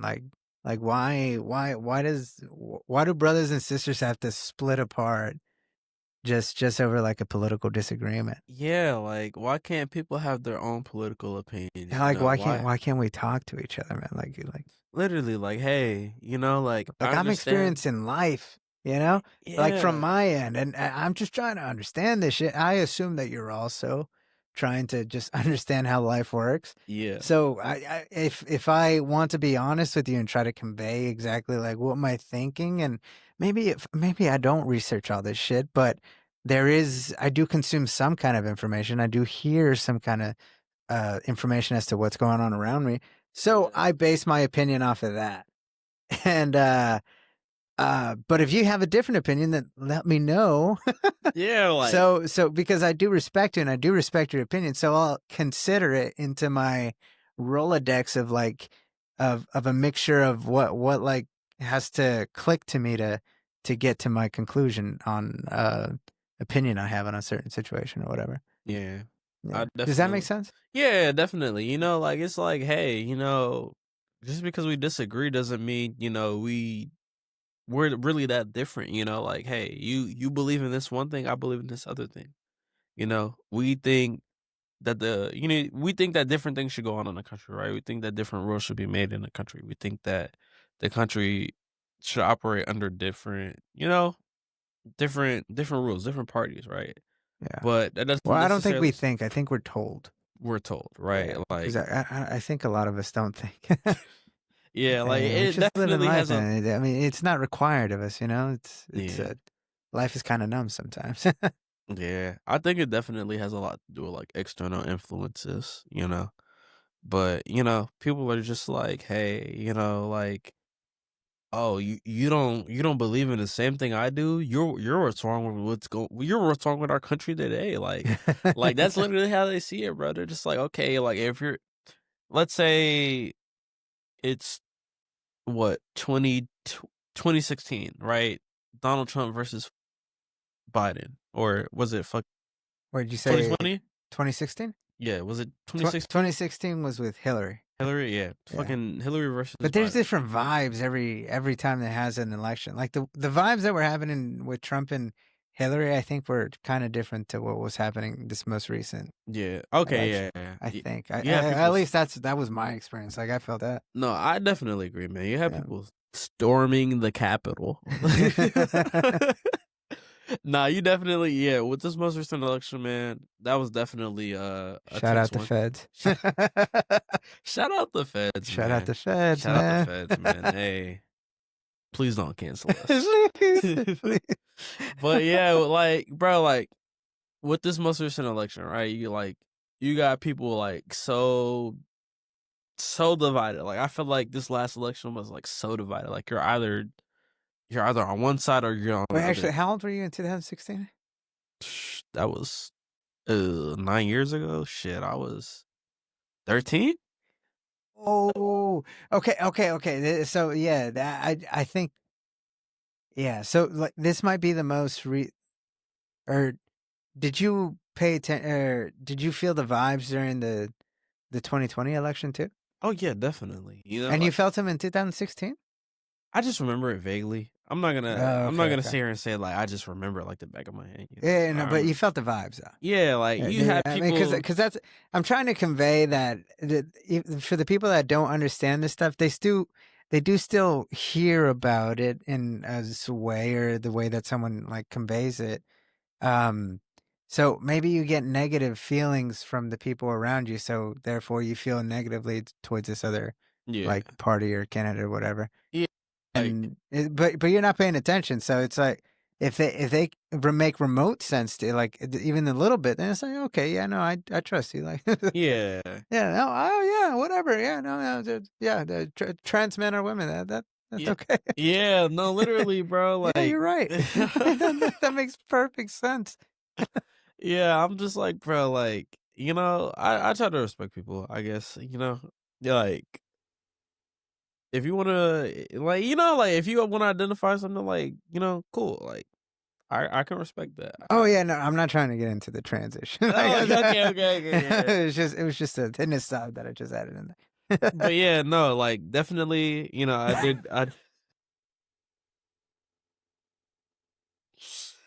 but no, yeah, back to the election, Yeah, let's take a piss break first. yeah, okay, I can get This behind is the that. gender neutral bathroom. We will be back soon. We'll be back. I know all these characters now, and I understand all their, well, at least I feel like I understand a lot of their sensibilities. So it makes me think I'm in the know, as in what's happening in politics, and it makes me view it as a TV show, like gossip, you know? Yeah. Yeah, it's like I'm looking at gossip like, oh shit, did this guy just are you kidding?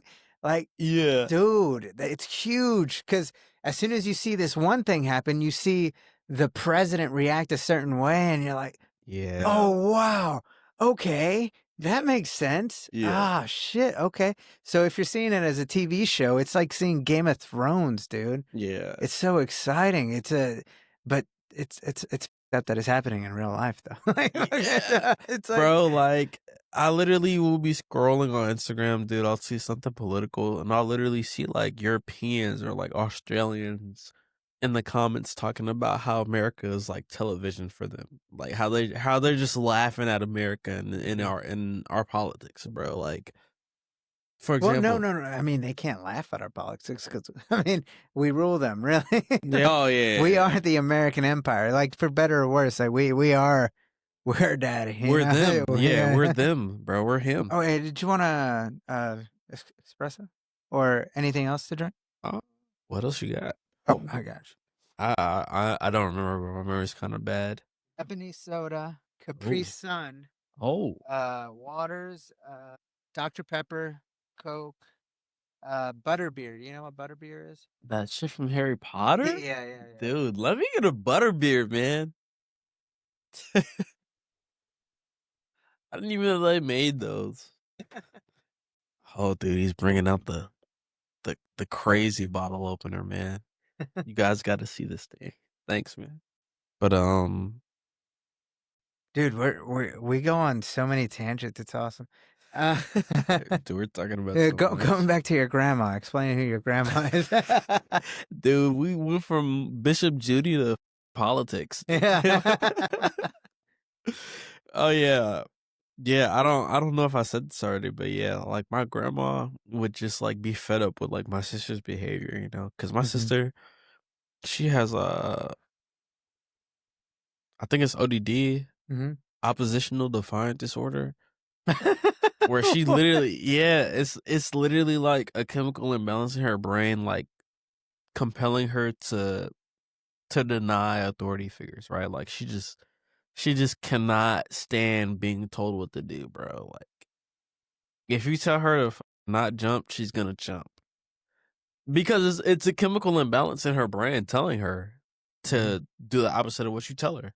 You know, I don't understand it. I don't understand it either. Yeah, I don't understand. But I don't know because I feel that. I definitely feel that. I hate when people tell me what to do. Yeah, like it like it touches me at my core. Like it really, I can't explain it, but I think it's a natural thing. It's definitely. I mean, others have it a lot more than others.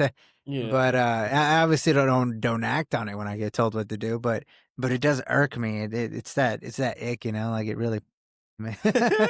Yeah, I mean, okay, honestly, like if you tell me, hey man, can you think you can go take care of this? Of course, man. Oh yeah. But hey, I need you to take care of my line, dude. The fuck? Who? Go take care of your own shit. Yeah, like, bro, like, who are you talking to, bro? Like, yeah, no, I definitely understand what you mean, bro. Because I feel like manners go a long way. You know, like it doesn't take much. Well, not just manners, but respect, right? Mutual respect.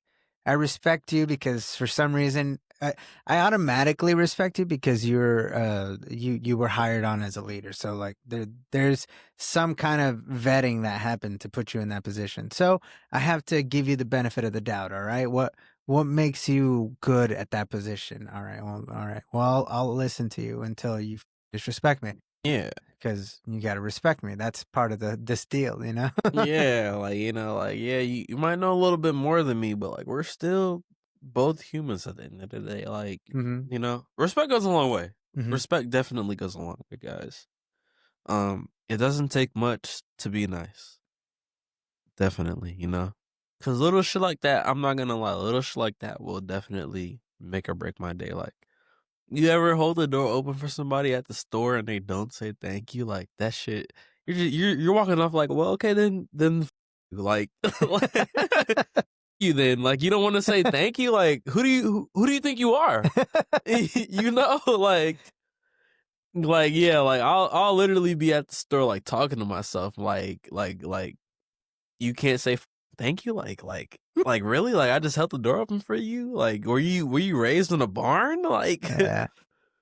I don't know. That's just me though, because I feel like it takes nothing to, give a little thank you, give a little like, hey, like a compliment. It takes nothing to make somebody's day better. Mm-hmm. I don't remember who said it, bro, but somebody in my life will always say it. It takes more muscles to frown than it does to smile. Oh yeah, I've heard that before too. Yeah, Yeah. and I'm just like literally, bro. Like it takes no effort to be a nice person, to be a decent person, right? Like you don't gotta be a grouch, bro. You don't gotta walk around making people's days worse. Like the least you can do is, be a decent person. Yeah. Like don't make life harder for the people around you. Yeah. So, but back to your grandma. Dude, we just keep going back to Bishop Judy, man. Why do we even start talking about Bishop Judy? I think we're on the topic of religion, bro. I mean, no. I think we got into the topic because we started talking about Bishop Judy. Once again, shout out Bishop Judy. Bishop Judy.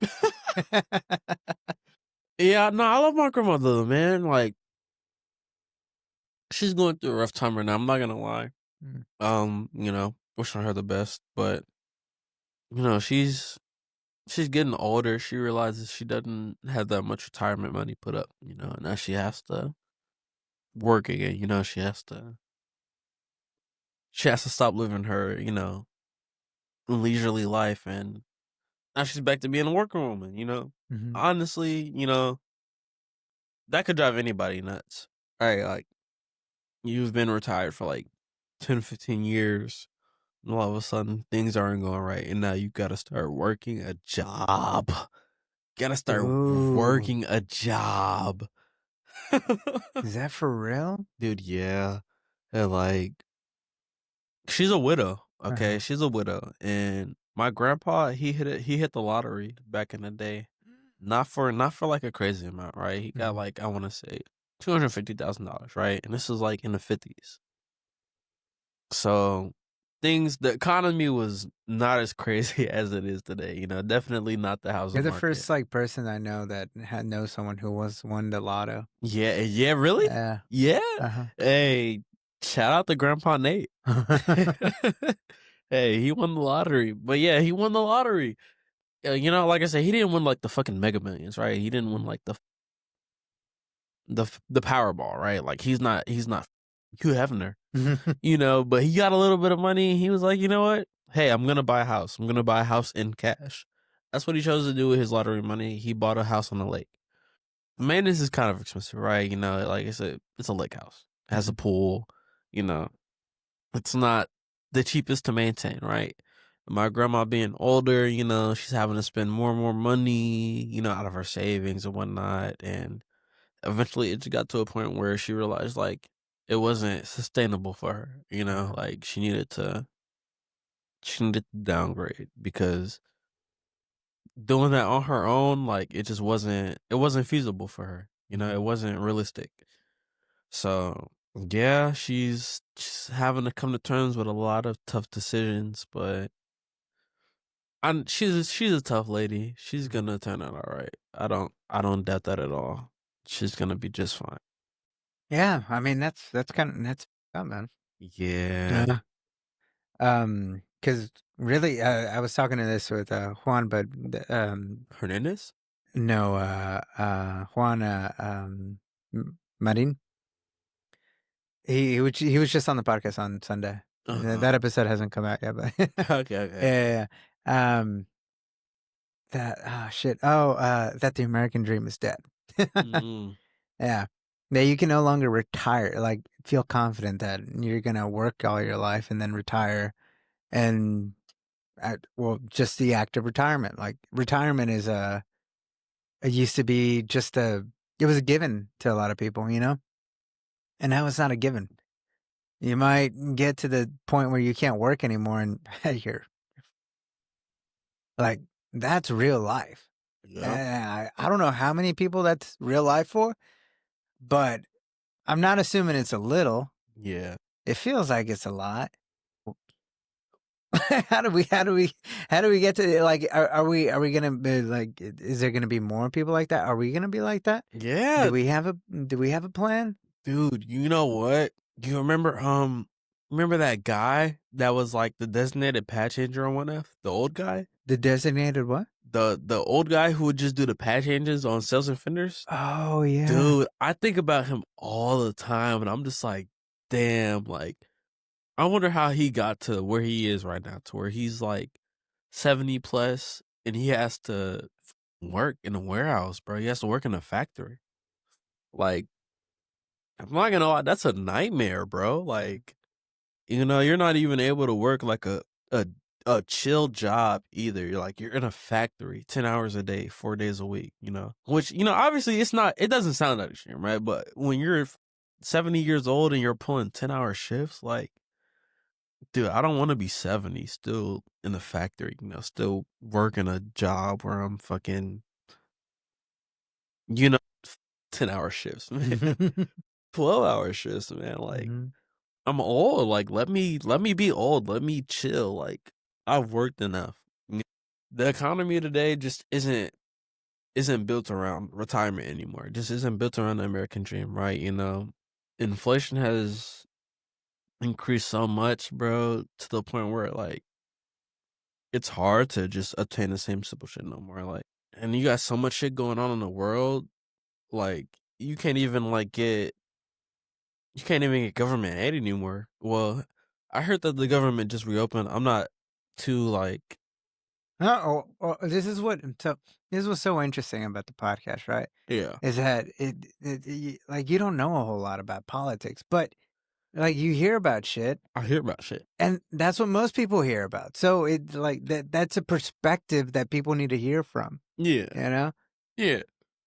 So hold on one second, I'm getting caught. That's my mom. She's probably worried about me. Oh yeah. Hey mom, what's up? Hey, what's up? I mean, I'm still gonna stop by there. I have to go to New Braunfels anyways. But I mean, I could just come to his job after school's finished. I get off at 4:30. Okay. Well, New Braunfels isn't Seguin, so maybe like 5.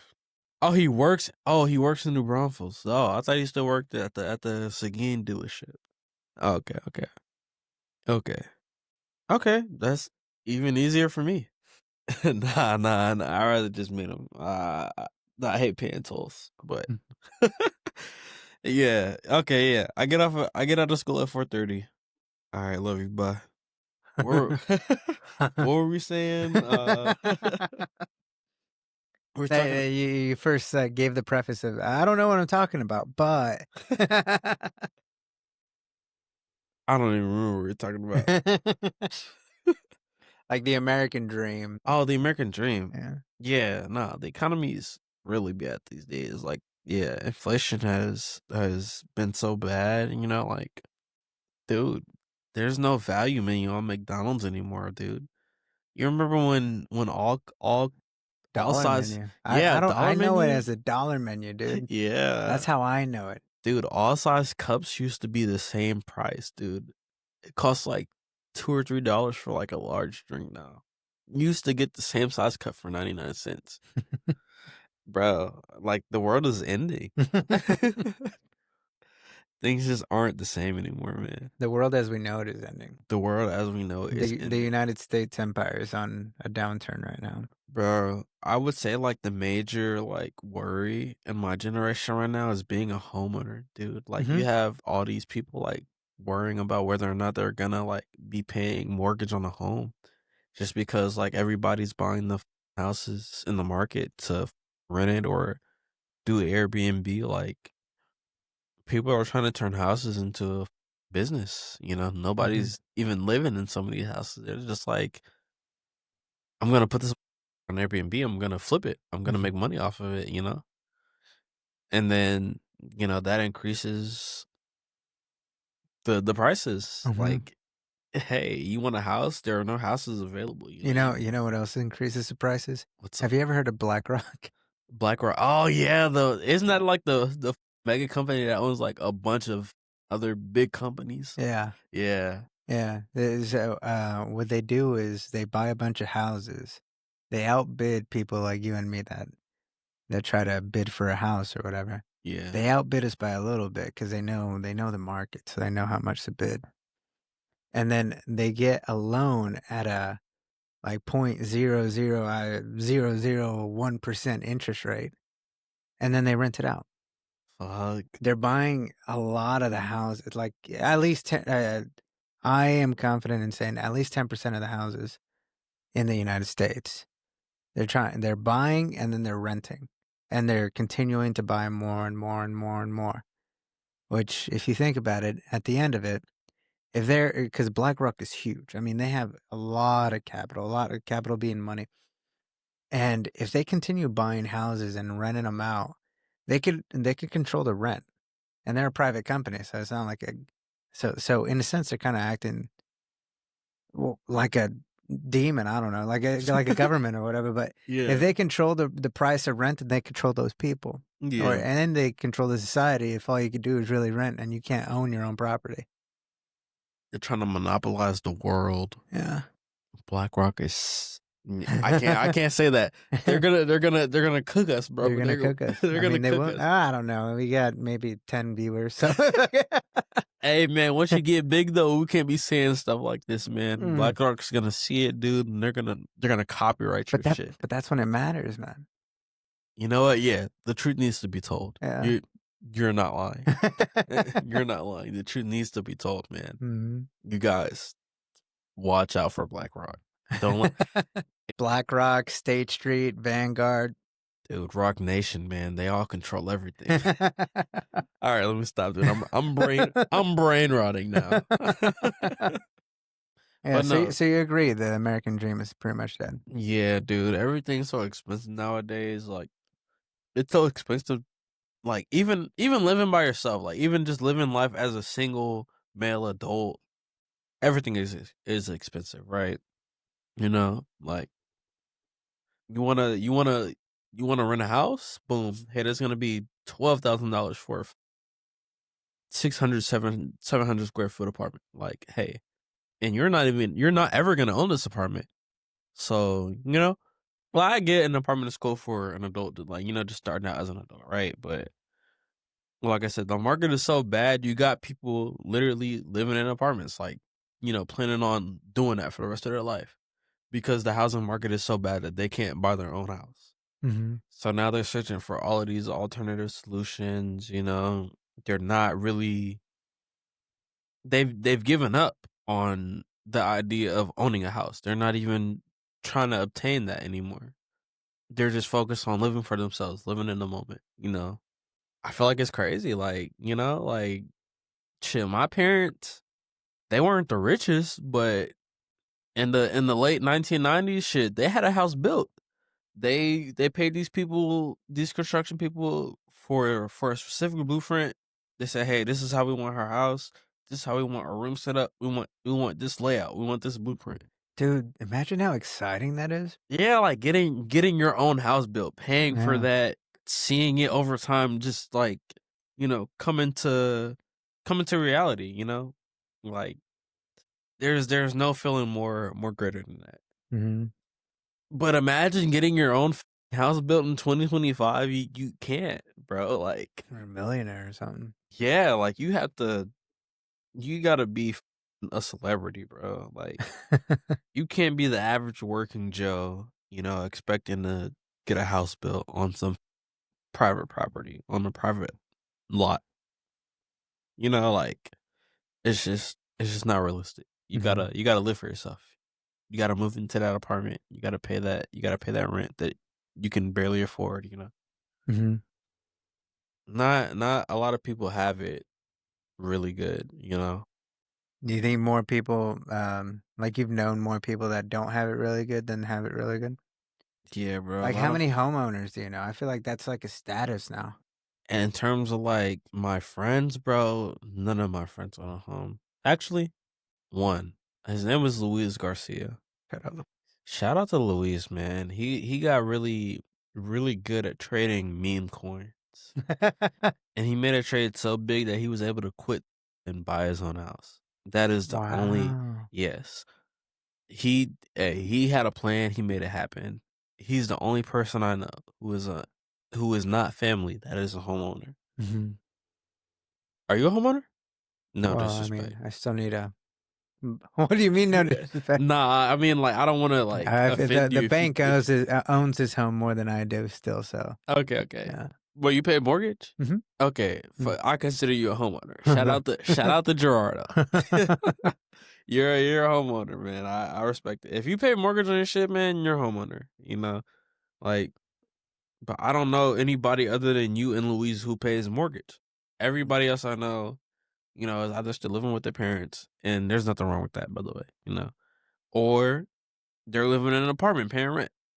I don't know anybody else paying. I mean, mortgage. there is something wrong with that, right? Because I mean, they're paying for something they're never gonna. No, not just that. I mean, it's just that they're forced into that situation. There's no, like, where is this land of opportunity? Yeah, where is the opportunity? I mean, what? There Go to is college? No. Yeah, it's not even clear what you need to learn in college to be able to get a good paying job anymore. Bro, I've seen people go to college, get degrees, and they can't even get jobs. Mm-hmm. Like, even going to college isn't a guaranteed route to, you know, success. Like, you can go to college and still struggle. You can go to college, get a degree, and boom, the market is saturated for what you got a degree in. Everybody wants to be a nurse. Everybody wants to be a registered nurse. You know, a CNA. Mm-hmm. You know, who's to say you can't? Damn, everybody knows someone who wants to be a CNA. Literally, bro. Like, I'm just like, who's to say you can't go to nursing school? You know, get your little certificate, and now you can't find a job. Mm-hmm. You just wasted. And I'm not saying, like, you know, this is guaranteed, but situational, right? Like, you go to nursing school, you spend all this time in school, get your certificate, but you can't even find a decent opportunity in your area because that market is so saturated, right? Everybody wants to be doctors. There's so many doctors, you know, RNAs, CNAs, you know, RNs, CNAs, you know, like anesthesiologists. Like, everybody wants to go into medical, right? Where does that leave you? You know, you only have you have so many options, right? But it's like, I feel like everybody's thought of everything, right? Some people say that's kind of pessimistic of me, bro. But I feel like everybody's thought of everything. You know, like, everybody what? Everybody's thought of everything. Like, stopped on everything. Thought like invention wise, like, mm-hmm. like, boom. Every day people are coming up with these crazy ideas. You know, like, it's not easy to just stand out and be different, like, be original, right? Like, I feel like everybody getting rich these days are following in somebody else's footsteps. Like, they're following the blueprint that somebody else mapped out. You know, nobody's really paving their own lane these ways. You know, Mm-hmm. they're paving out these paths that other people have already carved out for them. Mm-hmm. I feel like it's hard to be original, you know, and monetize that these days. How do you feel about that? It is 100%.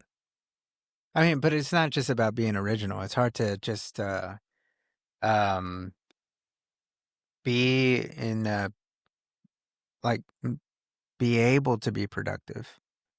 Like, because I mean, it's a lot easier to just, okay, you know, I'll work with whenever I want and just do DoorDash and Uber Eats. I mean, it's not like it's an easy job, but there's no commitment to it, you know? Yeah. You can work whenever you want. It's like being actually not even as a waiter. Because as a waiter, you kind of have some kind of anticipation of what you're going to get. Yeah. But I lost my point.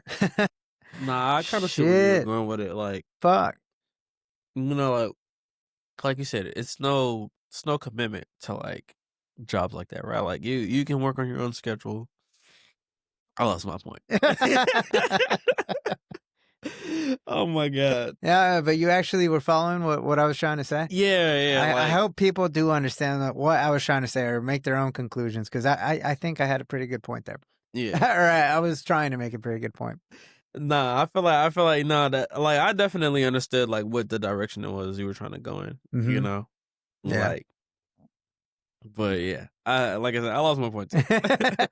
So we're just gonna rewind. We're gonna go back to how just like opportunities are so Yeah, I mean, saturated these days. what is the goal for everybody? What should be the goal for everybody? To make money, Like right? for all, well, actually, all Americans, anybody who's an American citizen. What is an American citizen goal?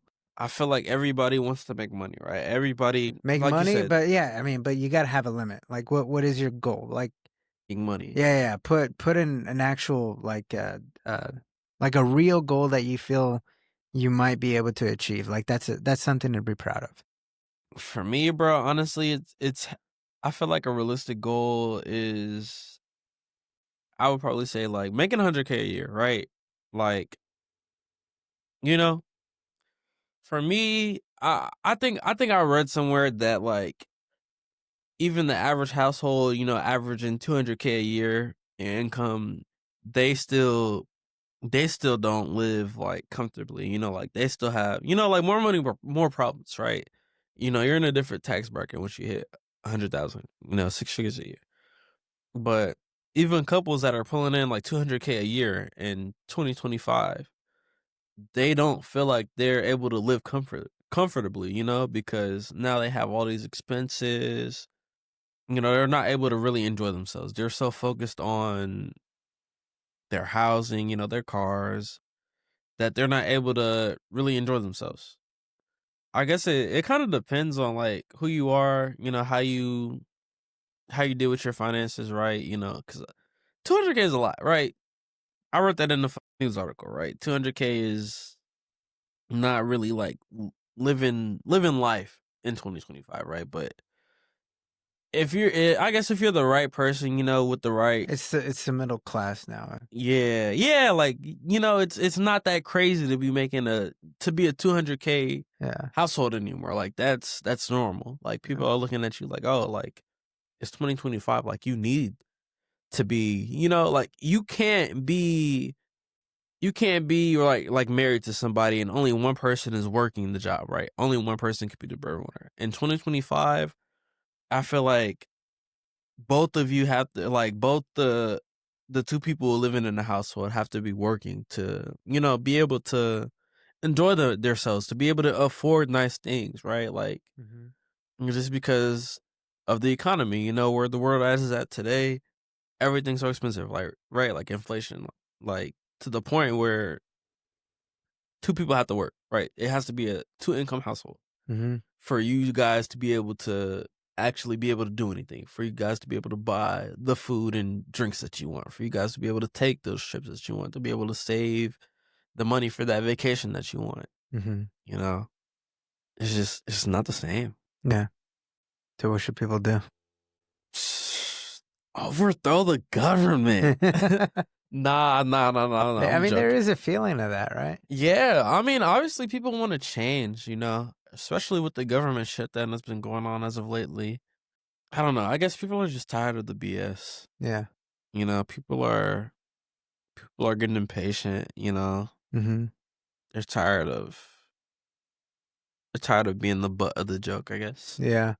So, people are, I wouldn't really say doing something about it, but they're getting restless. They want change. Yeah. And I don't blame them, Yeah. like Do you know how powerful that word was back when Obama change. was running for president? Yeah. Yeah. I Dude, don't, I was so young at dude. the time. And I was so young at the time too, Yeah. but I felt the vibes, You dude. felt the vibe. I saw the Obama like things outside people's houses, the little like Vote for signs. Obama, yeah. Yeah, or the little like his little emblem or logo or whatever, Yeah. and a bunch of signs that said change, Yeah. change, Just change. change. Yeah, and it felt like a lot of people felt like it felt very hopeful, and it felt uniting in a sense. It felt you felt kind of proud that, oh wow, like this guy is like he's elite, the way he talks, the way he gives speeches, like it sounds powerful. It sounds like he is going to be able to do something about the bullshit, right? Yeah. And um then he gets in there.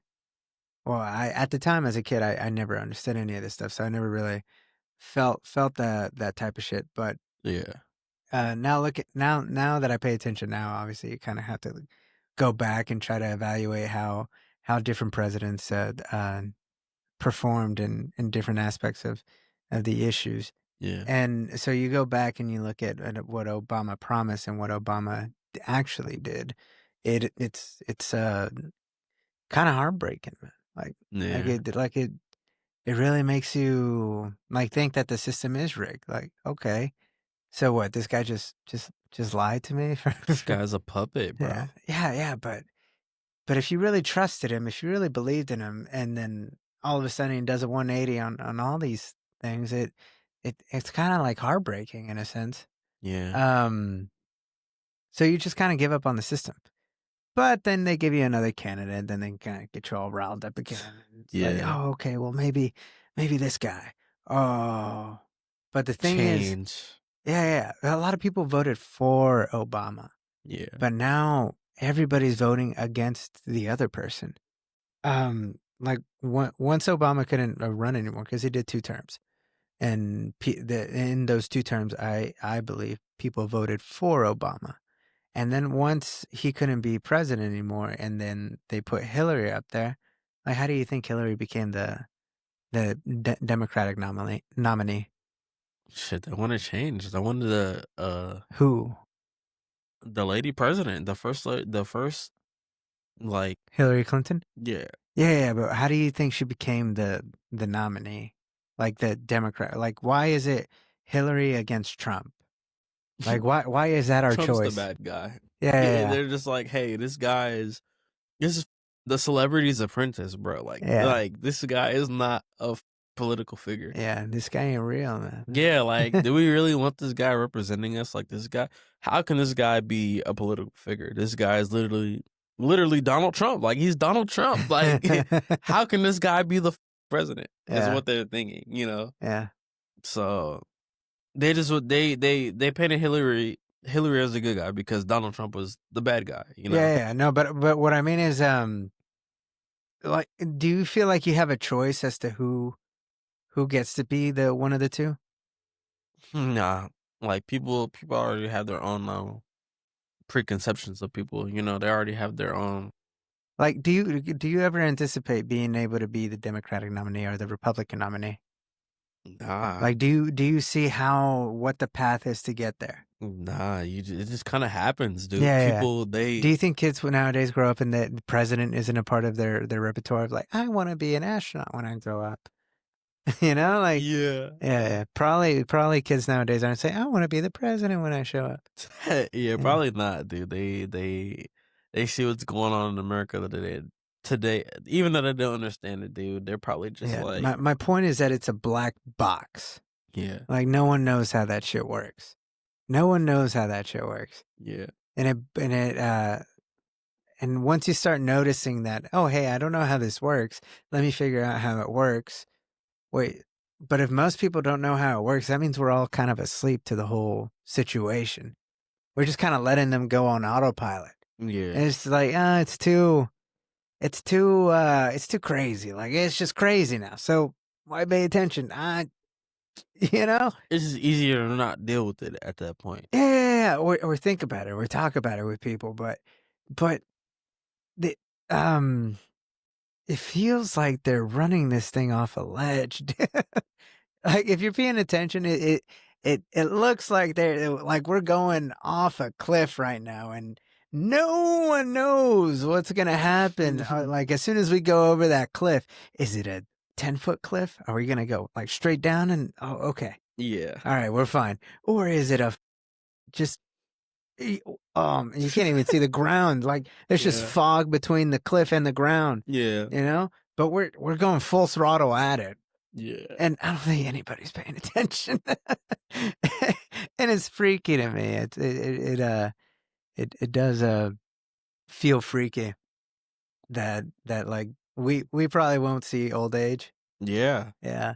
Dude, I worry about that all the time, dude. I'm like, dude, are we gonna get into a war? Like to the point where like people just lose their shit and they're just like, fuck it, push that red button, dude. Like and really just set off the next World War III, dude. Like, I don't know. I feel like I'm a kind of paranoid person. Like, I'm not gonna say paranoid. Like, I'm like like type of shit. But I'm like, I don't know. I think about crazy shit. I guess like shit like that, like World War III, or like, not that I would know like what the would trigger it, dude. But it's just like where would we stand in World War III? Like, boom. Like, I feel like like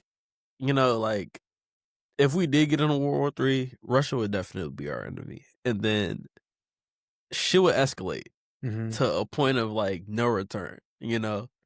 I feel like that would definitely be the tipping point, right? And then boom, like our lives in America are forever changed. Yeah. You Now know, imagine it's not just Russia, but also China. dude. Also, China, dude. The China's richer than us. China, dude, and I don't know their population, dude, but I know it's over 1 billion. Like, China's a big ass. Dude, if China and Russia joined, dude, I don't even want to think about that, dude. Like, that would be trouble for us. Exactly. But we're still America. Don't get it wrong. We're still America, but yeah, we're still America. But I mean, that's if a lot. If we're just a bunch of people that just don't really know what the fuck is happening, and all of a sudden we have a nuclear explosion over in Nebraska, what the fuck are we gonna do, dude? Dude, you got the government saying, "Hey, anybody between the ages 18 and 35, you're in the military now. You're going to war." Like, I don't even know how I would feel about that. How I would react to that, bro. I'm just like, oh, like, I'm gonna die.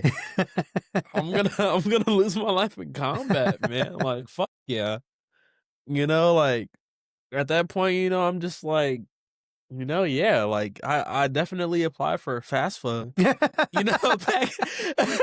Back when I graduated high school, like, yeah, I have to register. I have to.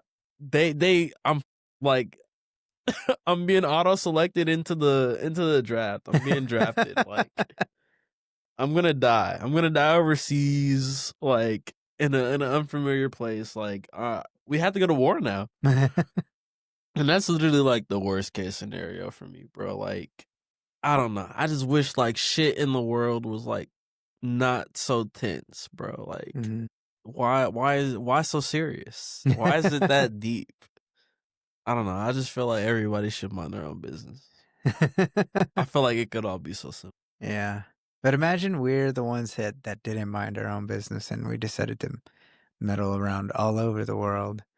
So much so that all over the world we're viewed as a villain in a lot of places, like genuinely, like the way that we see Russia or China or any of these other places, or like terrorists or anything like that. Most of the world feels that way about us. I can see that. I can definitely see that. I'm not gonna sit here and say that we're perfect.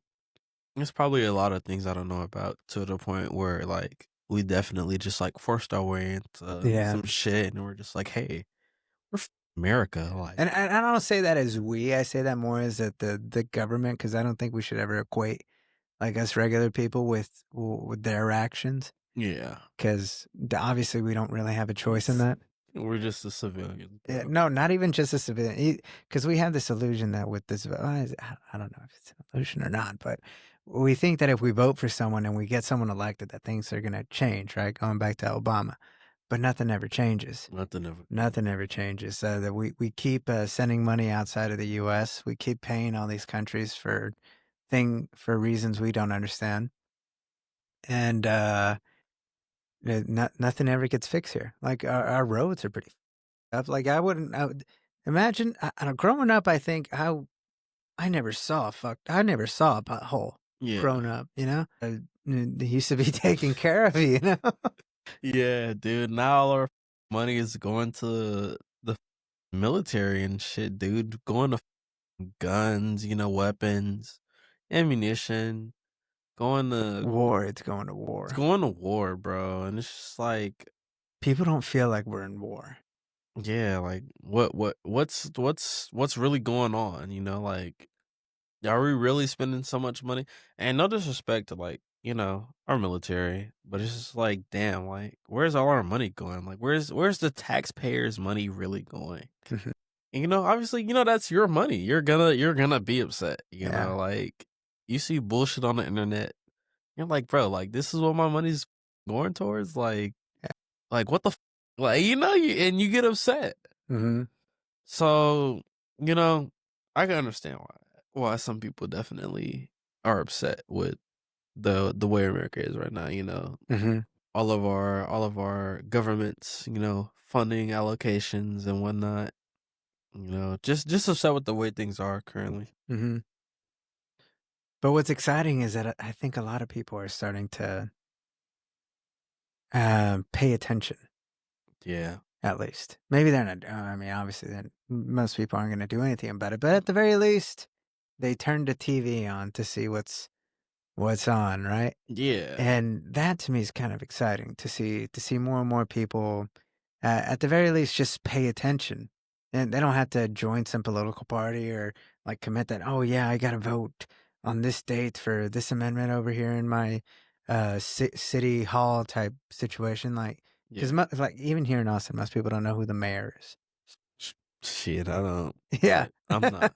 I don't live in Austin, so Yeah. it's okay. I mean, where do you live? Colleen. Colleen. Shout out Colleen. Shout out to Colleen. Do you know who the mayor of Colleen is?